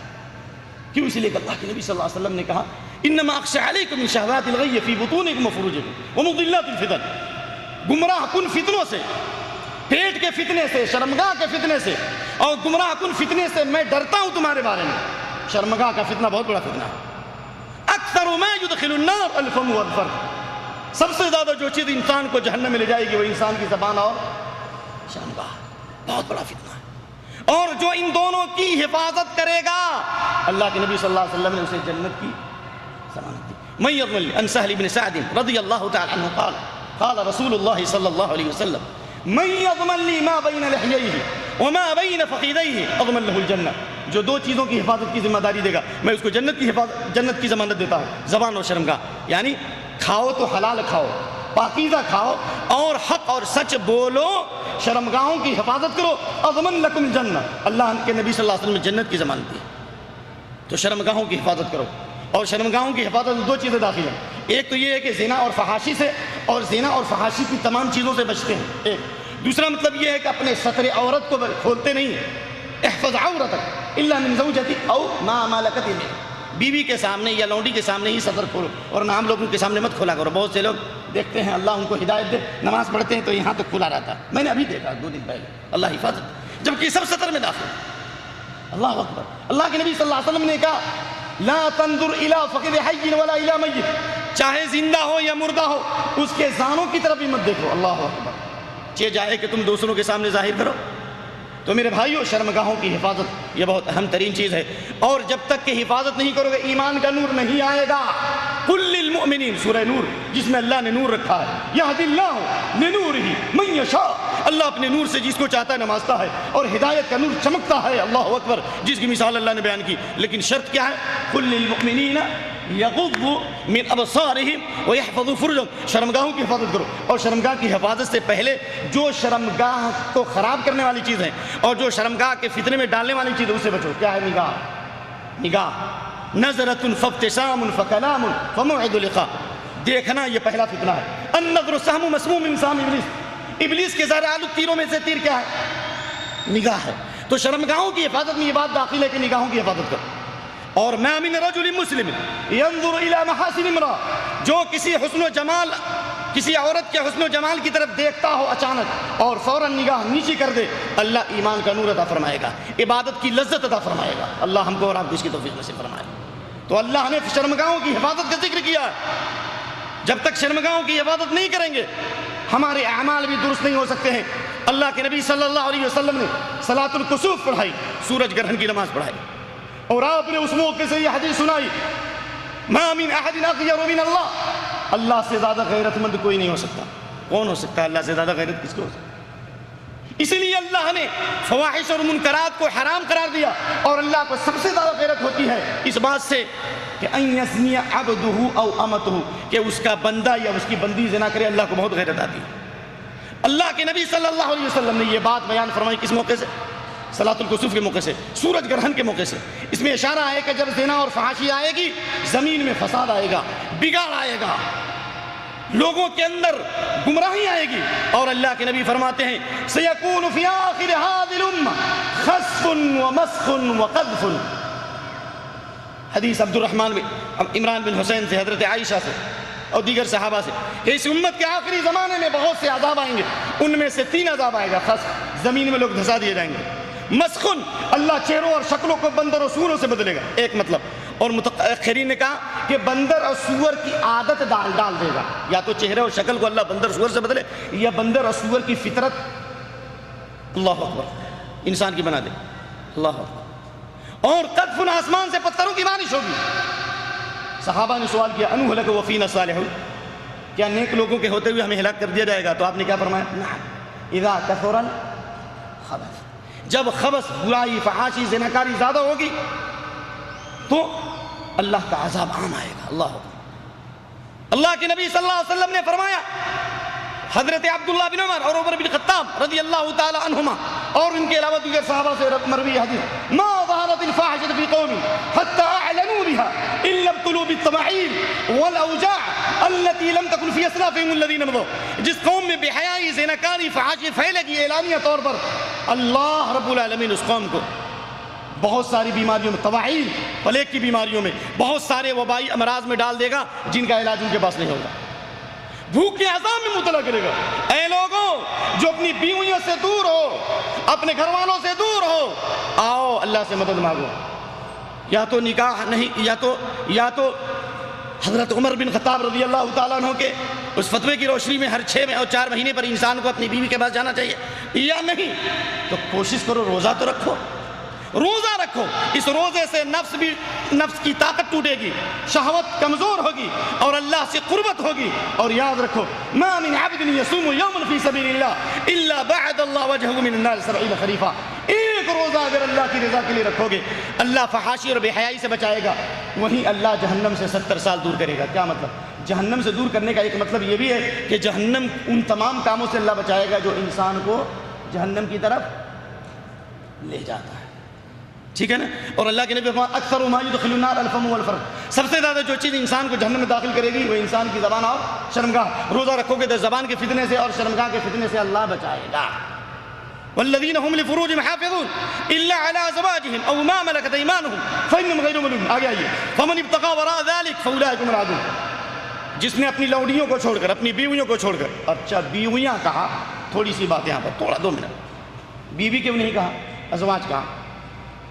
اس لیے کہ اللہ نے کہا اگر ایک سے تمہاری ضرورت پوری نہ ہو تو اللہ نے آغاز ہی کیا 2 سے، اور ہر جنتی کو 2 حور ملے گی عام، وہ اسپیشل تو وہ شہید کے لیے وہ الگ ہے. کہا فانکحوا ما طاب لکم من النساء مثنی وثلاث ورباع، 2 2 3 3 4 4. اور اگر انصاف نہ کر سکو تو 1. اللہ تعالیٰ نے کہا کہ سوائے اپنی بیویوں اور لوڈیوں کے جو ان کے علاوہ کوئی دوسرا راستہ اختیار کرے گا وہی لوگ حد سے تجاوز کرنے والے. بہت سے لوگ خواہش کی تکمیل کے لیے کیسٹ لگاتے ہیں، VCR لگاتے ہیں، یہاں تک کہ بہت سارے جامعات کے طلبہ کے بارے میں معلوم ہے فیس بک پر اجنبی عورتوں کی تصویروں کو دیکھتے ہیں. اے لوگوں، نبی کی بیویاں امت کے لیے ماں ہیں، نبی کی بیویاں امت کے لیے ماں ہیں 1. اور اللہ نے ان کو ازواج مطہرات کہا. اللہ، اس کے بعد بھی اللہ نے چہرے کے پردے سے پہلے نبی کی بیویوں کو کہا زبانوں کا پردہ کرو. اللہ اکبر. فلا تخضعن بالقول، گاڑھی بولی مت بولو. اللہ اکبر. جب نبی کی بیویاں جو امت کے لیے ماں ہے 1، ازواج مطہرات ہیں 2، خیر القرون کے زمانے میں 3، اللہ کی خاص حفاظت و نگرانی کے باوجود 4. ان تمام کے باوجود اگر نبی کی بیویاں اگر میٹھی بولی بول دیں فیطمع الذی فی قلبہ مرض، تو جس کے دل میں شہوت کی بیماری ہے، اس کے اندر زنا کی لالچ پیدا ہو سکتی ہے. تو آج جبکہ فتنوں کا سیلاب ہے، برائیوں کا سیلاب ہے، حق اور باطل کی تمیز بسا اوقات مشکل ہو رہی ہے، ایسے وقت میں ما ترکت بعد فتنة اضر علی الرجال من النساء، میں نے اپنے بعد کوئی فتنہ امت کے لیے مردوں کے حق میں اتنا زیادہ نقصان دہ نہیں چھوڑا جتنا بڑا نقصان دہ فتنہ عورتوں کا فتنہ ہے. فاتقوا الدنیا واتقوا النساء، دنیا کے فتنے سے بچو، عورتوں کے فتنے سے بچو. تو جو لوگ فیس بک پر عورتوں کی تصویریں دیکھتے ہیں، ٹی وی پر عورتوں کی تصویریں دیکھتے ہیں اور ان سے باتیں کرتے ہیں کیا جائز ہو سکتا؟ اہل علم سے پوچھیے، استاد محترم موجود، کہ عورت اگر نماز پڑھتی ہے اور عورت امامت کرتی ہے تو وہ اقامت نہیں کر سکتی. کیوں؟ عبداللہ بن عمر کی موقوف روایت، لیس علیہن اذان ولا اقامت، عورت نہ اذان دے گی اور نہ اقامت. تو میرے بھائیوں، آج جو آپ عورتوں سے باتیں کر رہے ہو اجنبی عورتوں سے، یعنی دستور کے مطابق ضروری باتیں کر سکتے، ازواج مطہرات سے بھی صحابہ علم حاصل کرتے تھے، لیکن جو فیس بک کا جو آپ استعمال کر رہے ہو، نیٹ کا جو استعمال کر رہے ہو، اور جناب علی موبائل کا استعمال کر رہے ہو، مدارس اور جامعات کے طلبہ کے بارے میں معلوم ہوا. کاش کہ یہ خبر میں نے سنا ہوتا، کاش کہ میں اس سے پہلے مر گیا ہوتا. جو کتاب و سنت کے حاملین دعات، یہ فتنہ ان تک بھی چلا گیا. اللہ اکبر. اس لیے خواہشات کی تکمیل کے لیے چاہے نیٹ کا استعمال، چاہے ٹی وی کا استعمال، چاہے موبائل کا استعمال، چاہے فیس بک کا استعمال کر رہے ہو یا کیسٹوں کا استعمال کر رہے ہو، یاد رکھو تم مومنین کاملین کے زمرے میں نہیں آ سکتے، رحمان کے حقیقی بندے نہیں ہو سکتے، شیطان کے بندے بنو گے. وَإِلَّا عَلَىٰ أَزْوَاجِهِمْ وَمَا مَلَكَتْ أَيْمَانُهُمْ فَإِنَّهُمْ غَيْرُ مَلُومِينَ فَمَنِ ابْتَغَىٰ وَرَاءَ ذَٰلِكَ فَأُولَٰئِكَ هُمُ الْعَادُونَ وَالَّذِينَ هُمْ لِأَمَانَاتِهِمْ اور مومن کامیاب ہو گئے جو اپنی امانتوں اور اپنے وعدے کی حفاظت کرتے ہیں. امانتوں، اس میں 2 قرات ہے، امانت اور امانات، دونوں قرات ہے. امانات کیوں کہا؟ کیوں؟ اس لیے کہ امانات میں ہر طرح کی امانت داخل ہے. دین کی امانت، شریعت، پوری شریعت اللہ کی طرف سے امانت ہے. اِنَّا عَرَضْنَا الْأَمَانَةَ عَلَى السَّمَاوَاتِ وَالْأَرْضِ، یہ شریعت کی اللہ کی امانت ہے. اللہ نے ہمیں مکلف کیا ہم اس پر عمل کریں اور لوگوں تک اس کو پہنچائیں، یہ ہماری ذمہ داری ہے. اور اللہ کے نبی خطبے میں کیا کہتے تھے؟ لا ایمان لمن لا امانت، جس نے امانت ادا نہیں کیا اس کا ایمان بھی درست نہیں ہو سکتا. اللہ ہم کو اور آپ کو کامل ایمان والا بنائے اور امانت کی خوبی ہمارے اندر پیدا کرے. ایک بات. دوسری بات، امام بخاری رحمۃ اللہ علیہ ذرا غور سے سنیے. بخاری کتاب الامانہ کی تقریباً سب سے آخری حدیث، ہو سکتا ہے کچھ اس کے بعد بھی حدیث ہو، لیکن میرے علم کی روشنی کتاب الامانہ کی سب سے آخری حدیث، کتاب الامانہ کی سب سے آخری، باب الامانہ کی سب سے آخری حدیث کیا ہے؟ انما الناس کالابل المئہ لا تکاد تجد فیہا راحلہ، لوگوں کی مثال 100 اونٹ کی طرح ہے. 100 اونٹ میں ایک اونٹ بھی کبھی سواری کے لائق نہیں ہوتا. آپ لوگ میری بات سمجھ رہے ہیں نا؟ 100 اونٹ میں ایک اونٹ بھی لمبی سواری کے لائق نہیں ہوتا. لمبی سواری یہ نہیں کہ 2 کلومیٹر 4 کلومیٹر. پہلے زمانے لوگ ہم آج پلین سے سفر کرتے ہیں اور آج ہم کاروں سے سفر کرتے ہیں. اس دور میں لوگ کس سے سفر کرتے تھے؟ اونٹ سے. اونٹ کو ریگستان کا جہاز کہا جاتا تھا. تو جس طرح 100 اونٹ میں ایک اونٹ بھی سواری کے لائق اور قابل نہیں ہوتا, اسی طرح 100 آدمی میں بھی ایک آدمی امانت دار. امانت اٹھا لی جائے گی. اللہ. اس لیے امانتوں کا خیال رکھو. اور سب سے پہلی امانت شریعت کی امانت ایک. نمبر 2 اہل علم کی امانت کیا ہے؟ وَإِذْ أَخَذَ اللَّهُ مِيثَاقَ الَّذِينَ أُوتُوا الْكِتَابَ لَتُبَيِّنُنَّهُ لِلنَّاسِ. اہل علم کی امانت یہ ہے جو حق معلوم ہے لوگوں تک پہنچاؤ, جو دین معلوم ہے لوگوں تک پہنچاؤ. کہو کہ یہ شرک ہے, کہو کہ یہ بدعت ہے, کہو کہ یہ غلط ہے. ایک آدمی وضو کر رہا ہے نماز, اور آپ دیکھ رہے ہو کہ گردن کا مسح کر رہا ہے. ایک مثال گردن کا مسح کر, ایک مثال دیا میں نے. اللہ تعالیٰ نے کہا کہ وَامْسَحُوا بِرُؤُوسِكُمْ, سر کا مسح کرو. ایک مثال. ہاتھ دھو تو کہاں تک دھو؟ کہنیوں سمیت. اور پاؤں دھو تو کہاں تک؟ کہنیوں سمیت. وہاں بھی تک ہے. لیکن جب سر کا ذکر آیا تو اللہ نے وہاں تک کو نہیں رکھا. نہیں سمجھا آپ نے؟ اللہ نے کہا فَاغْسِلُوا وُجُوهَكُمْ وَأَيْدِيَكُمْ إِلَى الْمَرَافِقِ. ہاں دھو کہاں تک؟ کہنیوں سمیت. کہنیوں تک نہیں, کہنیوں سمیت, تک کے ساتھ. ہاں. اور پاؤں دھو تو وَأَرْجُلَكُمْ إِلَى الْكَعْبَيْنِ, ٹخنوں سمیت, ٹخنوں تک یعنی اس کو دھوتے ہوئے. لیکن جب سر کا ذکر آیا تو اللہ نے کہا وَامْسَحُوا بِرُؤُوسِكُمْ, سروں کا مسح کرو. وہاں تک کو اللہ نے ذکر نہیں کیا. یہ تک کی تک بندی کہاں سے آئی؟ کہاں سے آیا گردن کا مسح؟ کہاں سے آیا؟ چنانچہ میں نے اس سلسلے میں جو مطالعہ کیا, علامہ عبدالحی لکھنوی رحمۃ اللہ علیہ نے الاجوبۃ الفاضلہ ایک عظیم کتاب لکھی جس میں 10 سوالوں کو جواب دیا. ان میں سے ایک بات بھی لکھی کہ گردن کا مسح کسی بھی صحیح حدیث سے ثابت نہیں ہے. مثال کے طور پر اگر ایک بھائی وضو کر رہا ہے, گردن کا مسح کر رہا ہے, اور آپ کے اندر اللہ نے یہ صلاحیت رکھی ہے کہ آپ ٹوکے, اگر آپ نہیں ٹوکتے ہیں تو یہ امانت میں خیانت ہے. لَتُبَيِّنُنَّهُ لِلنَّاسِ بَلَّغُوا عَنِّي وَلَوْ آيَةً. ایک آدمی معلوم ہے, بتاؤ یہ امانت ہے. اور ایک امانت مال کی امانت ہے. تیسری امانت مال کی, جو کسی کو انسان دے کر کے مطمئن ہو جائے, جس میں ہمارے اور آپ کے درمیان کوئی ایگریمنٹ نہیں ہے, آدمی مطمئن ہو جائے. اللہ کے نبی صلی اللہ علیہ وسلم نے رسالت بعد میں پیش کی, نبوت بعد میں پیش کی. رسالت اور نبوت کا اعلان بعد میں کیا, لیکن امانت اور سچائی کی شہادت دشمنوں نے پہلے دی. صادق اور امین کا خطاب دشمنوں نے دیا. تو صادق اور امین بننے کی کوشش کرو, مالوں کی حفاظت کرو. اور اگر کوئی آپ کو تجارت کے لیے کوئی پیسہ دے, ایسا نہیں کہ ڈوبتا کھاتا بنا لو. واللہ الذی میں نے تو دیکھا, بڑے کو دیکھ لیا. اللہ ان کو ہدایت نصیب فرمائے, اللہ تعالیٰ ان کو ہدایت نصیب فرمائے, ان کے فتنوں سے بچائے. تو اگر کوئی آپ کو مال دے تو اس امانت کی حفاظت کیجیے. اور ایک امانت ہے گفتگو کی امانت. میٹنگ جو ہوتی ہے نا, میٹنگ میں جو بات ہوتی ہے وہ بھی امانت ہے. مثال کے طور پر 4 آدمی میں میٹنگ ہوئی شیخ کے ساتھ کسی مسئلے پر, یہ پروگرام کو کیسے لے چلنا ہے, اور فلاں فتنے ہیں, ان فتنوں کا جواب ہمیں دینا ہے. 4 آدمی میں گفتگو ہوئی, ابھی میٹنگ ختم ہی نہیں ہوئی جب تک کہ جنگل کے BBC کی طرف بات پھیل گئی. بعض لوگوں کا نام ہی ان لوگوں نے BBC رکھ دیا تھا کہ ابھی بات ہوئی نہیں کہ پوری بات پھیل جاتی ہے. بعض چیزیں ایسی ہیں میرے تعلق سے, بعض چیزیں جو خفیہ ہوئی پورے ہندوستان میں لوگوں نے پھیلا دی. تو میرے بھائی میٹنگ کی بات بھی امانت. امام ترمذی نے باب بدھا, باب امانت المجالس. عن ابی ہریرہ رضی اللہ عنہ قال قال رسول اللہ صلی اللہ علیہ وسلم اذا حدث الرجل الحدیث ثم التفت بامانہ. جب کوئی گفتگو ہو تو گفتگو میٹنگ کے اندر جو بات بھی ہو امانت ہے. تو مومن وہ ہے جو امانتوں کی حفاظت کرتے ہیں اور اپنے وعدوں کی حفاظت کرتے ہیں. امانت اور وعدے کی حفاظت کرنی پڑے گی. 1 منٹ, حفاظت کا ذکر کیوں کیا؟ کہ جب تک امانت کی حفاظت نہیں کرو گے, وعدے کی حفاظت نہیں کرو گے, تم وعدہ پورا نہیں کر سکتے. وعدہ پورا کرنا یہ مومن کی علامت, اور وعدہ خلافی کرنا منافق کی علامت. اور قرآن میں اللہ نے کہا یہودیوں کے بارے او کلما عهدوا عهدا نبذوا فريق منهم.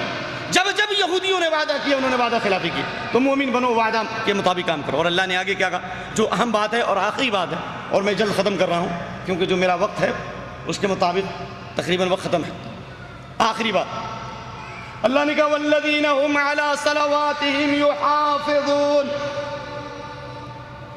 وہ لوگ جو اپنی نمازوں کی حفاظت کرتے ہیں. نمازوں کی, صلوات کہا, فرض پڑھتے ہیں تو فرض کی بھی حفاظت کرتے ہیں, نفل پڑھتے ہیں تو نفل بھی پڑھتے ہیں, ہمیشہ تہجد پڑھتے ہیں تو تہجد بھی پڑھتے ہیں. یعنی جو عمل بھی کرتے ہیں نماز سے متعلق اس کی حفاظت کرتے ہیں. حفاظت میں کیا چیزیں داخل ہیں؟ اچھی طرح وضو کرتے ہیں, نماز کا علم حاصل کرتے ہیں، قبلے کا استقبال کرتے ہیں، رکوع سجود صحیح کرتے ہیں. بہت سے لوگ ہیں جناب علی 20-20 سال سے نماز پڑھے. ایک جگہ میں تبلیغی جماعت کا 4 مہینے کا چلہ تھا، میں وہاں گیا اور مجھے وہاں پر جمعہ کے اندر جو ہے خطاب کا موقع مل گیا. سمجھ میں آیا اللہ کے فضل سے. اور ابھی پڑھنے کا زمانہ تھا، اتنا ہم کو علم نہ تھا، لیکن ہمت تھی. کھڑے ہو کر میں نے اعلان کیا. دیکھیے حق بولنے سے کتنا فائدہ ہوتا ہے. میں نے کہا بہت سے لوگ 20-20 سال سے لگے ہوئے ہیں. اللہ اکبر. میں نے نام نہیں لیا تبلیغی جماعت ہے، یہاں پہ کہہ دیا اللہ معاف کرے. 20-20 سال سے 25-25 سال سے میں بتا سکتا ہوں کہ نہ ان کا رکوع صحیح ہے اور نہ ان کا سجدہ صحیح. اور اللہ کے نبی کی حدیث اللہ اکبر. عن ابی ہریرہ رضی اللہ عنہ قال قال رسول اللہ صلی اللہ علیہ وسلم ان العبد لیصلی 60 سنہ لا تقبل له صلاۃ. حدیث بالکل صحیح ہے. ایک آدمی 60 سال نماز پڑھتا ہے، اس کی کوئی نماز قبول نہیں ہوتی. لعلہ یتم الرکوع ولا یتم السجود. رکوع صحیح ہے تو سجدہ صحیح نہیں، اور سجدہ صحیح ہے تو رکوع صحیح نہیں. سنیے بات کو. وہیں پر چند علماء تھے موجود، اور ابھی جمعہ کی نماز ختم ہوئی اور فوراً کہا کہ مولانا یہ بات بالکل صحیح ہے کہ ہمارے لوگ تبلیغ تو کرتے ہیں لیکن اصلاح نہیں کرتے. اصلاح کا دعویٰ تو کرتے ہیں لیکن نمازیں بھی ان کی صحیح نہ ہو سکی. دعوت تو کرتے ہیں لیکن دعوت کے اصول بھی ان کو معلوم نہیں. واللہ یہ میں اللہ کے گھر میں بول رہا ہوں. تو میرے بھائیوں، نماز کی حفاظت کے لیے ضروری ہے کہ آپ کے رکوع سجود بھی صحیح ہوں، اور سب سے اہم بات یہ ہے جماعت کے ساتھ نماز پڑھو. اللہ تعالیٰ نے سورہ نساء کی آیت نمبر 102 میں اپنے نبی کو حکم دیا میدان جنگ میں بھی ہو اور دشمنوں کے تیر و تفنگ کی بارش ہو، وَإِذَا كُنتَ فِيهِمْ فَأَقِمْتَ لَهُمُ الصَّلَاةَ، وہاں بھی جماعت کے ساتھ نماز پڑھو. اور اگر کوئی اذان کی آواز سنتا ہے مسجد میں نہیں آتا، من سمع النداء فلم یأت فلا صلاۃ له الا من عذر، جس نے اذان کی آواز سنی اور مسجد میں نہیں آیا اس کی نماز نہیں ہوگی. اب اس سلسلے میں سلف میں اختلاف ہے، نماز نہ ہونے کا کیا مطلب؟ یہ اصلا نماز نہیں ہوگی یا ثواب نہیں ملے گا، اللہ عالم. فلا صلاۃ له، اس کی نماز نہیں ہوگی سوائے عذر کے. اور عذر کیا؟ المرض، یا تو جسمانی بیماری ہے نہیں جا سکتے، یا دشمنوں کا خوف ہے. کتنے لوگ ہیں جو جماعت کی نماز کو چھوڑتے ہیں؟ اور یاد رکھو اللہ کے نبی کریم صلی اللہ علیہ وآلہ وسلم نے جماعت کی اہمیت کے پیش نظر جماعت کی تعلیم دی، اور آپ نے فرمایا لقد حممت ان آمر بالصلاۃ، میں چاہتا ہوں کہ میں نماز کا اذان کا حکم دوں، اذان دی جائے اور ایک آدمی کو نماز پڑھانے کے لیے رکھوں، اور پھر میں ایسے لوگوں کے گھروں میں جاؤں جو مسجد میں نہیں آتے، میں فاحرق علیہم بیوتہم، میں چاہتا ہوں کہ گھروں میں آگ لگا دوں. اللہ اکبر. کیا مطلب؟ لولا ما فی البیوت من النساء والذریہ، اگر گھر میں عورتیں اور بچے نہ ہوتے تو میں گھر میں آگ لگاتا. اللہ اکبر. اے جماعت چھوڑنے والوں، جو دنیا میں جماعت سے نماز نہیں پڑھے گا، آخری بات، جو دنیا میں جماعت سے نماز نہیں پڑھے گا، پھر دہرائی گستاخی معاف، جو دنیا میں جماعت سے نماز نہیں پڑھے گا، قیامت کے دن میدان محشر میں بھی اللہ کو سجدہ نہیں کر سکے. دلیل یوم یکشف عن ساق ویدعون الى السجود فلا يستطيعون خاشعة ابصارهم ترهقهم ذلة وقد كانوا يدعون الى السجود وهم سالمون. جس وقت پنڈلی کھولی جائے گی کیا مطلب؟ سنیے حدیث امام بخاری نے کتاب التفسیر میں ابو سعید خدری سے نقل کی. عن ابی سعید الخدری رضی اللہ عنہ قال قال رسول اللہ صلی اللہ علیہ وسلم یکشف ربنا عن ساقه فيسجد له كل مؤمن ومؤمنة إلا من كان يسجد في الدنيا رياء وسمعة. الله. فيذهب ليسجد فيعود ظهره طبقا واحدا. قیامت کے دن اللہ اپنی پنڈلی کھولے گا اور اللہ کہے گا لوگوں سجدہ کرو. جس نے دنیا میں سجدہ کیا اللہ کی رضا کے لیے اور جماعت سے نماز پڑھی، وہ اللہ کے سجدے میں گر جائیں گے. اللہ ہمیں ان لوگوں میں شامل فرما. اللہ ہمیں ان لوگوں میں شامل فرما. اے اللہ ہمیں ان لوگوں میں شامل فرما. مگر جس نے دکھاوے کے لیے، ریا کے لیے، نمود کے لیے سجدہ کیا، کیا مطلب؟ برساتی میڈک کی طرح سے رمضانی نمازی بن گیا، سبراتی نمازی بن گیا، جمعراتی بن گیا، نکاح کا رشتہ آیا، یعنی پیغام آیا تاکہ معلوم ہو جائے پیغام دینے والوں کو کہ ہم دیندار ہیں، چلے گئے نماز پڑھنے کے لیے. دکھاوے کے لیے جس نے نماز پڑھی قیامت کے دن اللہ کو سجدہ نہیں کر سکتے. سجدہ کرنا بھی چاہے گا تو اس کی پیٹھ ٹیڑھی ہو جائے گی. اور اللہ نے کہا یوم یکشف عن ساق ویدعون الی السجود فلا یستطیعون، سجدے کے لیے بلایا جائے گا، سجدہ نہیں کر سکیں گے. خاشعۃ ابصارہم، ان کی آنکھیں جھکی ہوئی ہوں گی اور ذلت چھائی ہوئی ہوگی. کیوں؟ وقد کانوا یدعون الی السجود وهم سالمون، اس لیے کہ صحیح سالم تھے، جسمانی قوت تھی، توانائی تھی، تندرستی تھی، جا سکتے تھے، گاڑیاں چلا سکتے ہو 400 کلومیٹر 500 کلومیٹر جناب، اور سمندر کے کنارے ہوا خوری کر سکتے ہو، اور فجر کی نماز میں کیوں نہیں آ سکتے؟ ایسے لوگ جن کو سجدے کے لیے بلایا جاتا تھا، آزان دی جاتی تھی. اس سے آزان کی مشروعیت بھی ثابت ہوئی کہ آزان، منکرین حدیث میں رد بھی ہے کہ آزان کا ذکر بھی اللہ نے قرآن میں کیا، سجدے کے لیے بلایا جاتا تھا. چنانچہ عبداللہ بن عباس، ایک مجاہد بن جبر الرومی اور اکرمہ اور دیگر سلف کی تفسیر ہے کہ یہ آیت اس بات کے اوپر دلیل ہے کہ جماعت کے ساتھ نماز پڑھنا واجب ہے. یہ آیت اس بات پہ دلیل ہے کہ جماعت کے ساتھ نماز پڑھنا واجب ہے. تو آپ لوگ یہ وعدہ کرو اللہ تعالیٰ سے، مجھ سے نہیں، کہ انشاءاللہ جس طرح آج ہم یہاں جمع ہوئے ہیں، انشاءاللہ ہم 5 وقت نمازوں میں بھی جماعت کے ساتھ نماز پڑھیں گے. ایک اور اگر ہم سفر پہ نکلیں، بیابانوں اور صحراؤں میں جائیں اور نماز کا وقت ہو جائے، وہاں بھی اذان دے کر نماز پڑھیں گے انشاءاللہ. سنو حضرت ابو سعید خدری کی حدیث، صلاۃ الجماعت تفضل من صلاۃ الفرد ب27 درجہ، جماعت کی نماز تنہا نماز کے مقابلے میں 27 گنا زیادہ ثواب. فَإِذَا صَلَّى فِي صَلَاةٍ فَأَتَمَّ رُكُوعَهَا وَسُجُودَهَا بَلَغَتْ 50 صَلَاةً، اگر بیابان اور جنگل اور صحراؤں میں نماز کا وقت ہو جائے اور وہاں بھی اچھی طرح رکوع کرو، اچھی طرح سجدے کے ساتھ اطمینان سے نماز پڑھو، بلغت 50 صلاةً، اگر اکیلے بھی نماز پڑھو گے تو کتنی نمازوں کا ثواب ہوگا؟ 50 نمازوں کا. اور بہت ساری حدیثیں ان کو حذف کرتے ہوئے، کیونکہ میں نے کہا کہ یہ میری آخری بات ہے، اس لیے اگر آپ آخری مہر نماز کی مارتے ہو اور جماعت کی حفاظت کرتے ہو، اولئک هم الوارثون، جنت الفردوس کے وارث ہوگے. اور جنت الفردوس کے بارے میں حدیث آپ کے سامنے سنائی گئی، رحمان کا عرش، رحمان کے عرش کے نیچے جو جنت ہے اس کا نام کیا ہے؟ جنت الفردوس. اچھی بات. اور جو مسجد میں نماز پڑھتا ہے جماعت کے ساتھ، یہ اللہ کا پڑوسی ہے. جو قرآن پڑھتا ہے، جو حدیث پڑھتا ہے، جو علم حاصل کرتا ہے، اللہ کا پڑوسی. دلیل ان انس بن مالک رضی اللہ عنہ قال قال رسول اللہ صلی اللہ علیہ وسلم ان اللہ لینادی یوم القیامہ این جیرانی فیقول الملائکہ من جیرانک وانت رب العالمین فیقول اللہ عز وجل این عمار المساجد. سلسلۃ الحدیث صحیحہ. اللہ قیامت کے دن ندا دے گا، آواز لگائے گا، اللہ کی آواز ہوگی، ہم اس پر ایمان لاتے ہیں، لیکن وہ آواز کیسی ہوگی یہ ہم کو معلوم نہیں ہے. آواز ہوگی، ندا ہوگی، لیکن کیسی ہوگی وہ ہم کو معلوم نہیں. اللہ فرمائے گا میرے پڑوسی کہاں ہیں؟ اللہ اکبر. فرشتے کہیں گے اللہ تیرا پڑوسی کون ہو سکتا؟ تو تو رب العالمین ہے، تو عرش پر ہے، تو خالق ہے، سب تیرے مخلوق ہیں. خالق اور مخلوق دونوں برابر نہیں ہو سکتے. تو اللہ فرمائے گا مسجدوں کو آباد کرنے والے کہاں ہیں؟ وہی میرے پڑوسی. اللہ المساجد لذکر اللہ والصلاۃ الا تبشش اللہ الیہ. کما کرتا ہے، تعلیم حاصل کرتا ہے، اللہ اس سے کہیں زیادہ خوش ہوتا ہے.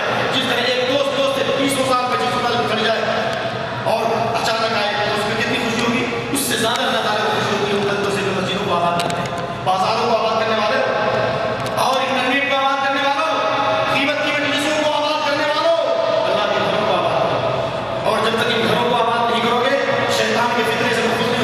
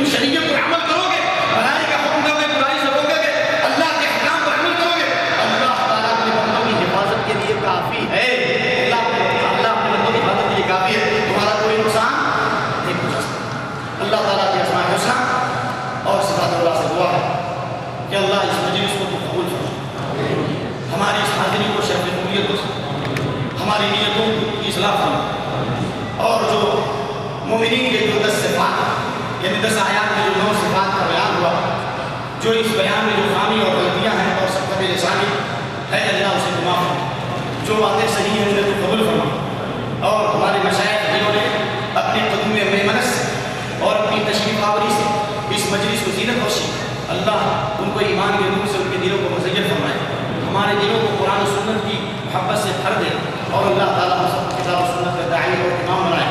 ربنا هب لنا من ازواجنا وذرياتنا قرة اعين واجعلنا للمتقين اماما. اور خواتین اسلام سے میں یہ ضرور کہوں گا کہ اگر آپ جنت میں جانا چاہتی ہیں تو یاد رکھو اللہ کے نبی کی حدیث ہے ان المرأة اذا صلت خمسها وصامت شهرها واحسنت واطاعت بعلها واحسن فرجها قيل لها فلتدخل الجنة من اي ابواب شاءت. اگر عورت 4 کام کرے جنت کے آٹھوں دروازوں سے کہا جائے گا جس دروازے سے چاہو داخل ہو جاؤ. 5 وقت نماز پڑھو. ٹھیک ہے جماعت آپ پہ فرض نہیں ہے لیکن گھر میں بھی آپ وقت پہ نماز پڑھو. امت عائشہ فقامت فی وسطہن. حضرت عائشہ رضی اللہ عنہا نے گھروں میں امامت کی ہے تو آپ بھی اگر گھر میں بہت ساری عورتیں ہیں وہاں بھی کوشش کریے جماعت سے نماز پڑھنے کی. آپ آزان نہیں دے سکتی ٹھیک ہے لیکن آپ جماعت کے ساتھ نماز پڑھنے کی کوشش کریں. عورت 5 وقت نماز پڑھے, رمضان کے روزے رکھے, شوہر کی فرمانبرداری کرے, عزت و آبرو کی حفاظت کرے تو جنت کے آٹھوں دروازے سے کہا جائے گا جس دروازے سے چاہے داخل ہو جائے. اور ابراہیم علیہ السلام نے اپنی ذریت کو, اپنی بیوی کو اور اپنے بچے اسماعیل کو بھی میدان میں جو چھوڑا تھا تو کیا کہا اللہ ربنا انی اسکنت من ذریتی عبادی غیر ذی زرع ان بیتک الحرام الى قوله تعالی لیقیموا الصلاۃ وجعل افئدۃ من الناس. اللہ نے اس لیے رکھا تاکہ یہ نماز قائم کرے, تاکہ تیرے ذکر کو بلند کرے. اور ابراہیم علیہ السلام نے جو دعائیں کی یہ بھی دعا کی رب اجعلنی مقیم الصلاۃ ومن ذریتی. اللہ مجھ کو میری اولاد کو نماز کا قائم کرنے والا بنا. ایک اور دوسری دعائیں کی تو ایک بار اور نماز کی جب دعا کی تو 2 مرتبہ دعا کیا اللہ ہمیں بنا پھر رب بنا وتقبل دعا. اللہ میری دعا کو قبول فرما لے. تو آپ اور ہم بھی اس بات کی کوشش کریں کہ ہماری بیویاں اور ہمارے بچے ہمارے آنکھوں کی ٹھنڈک بنے اور آپ جماعت کے ساتھ نماز پڑھیں.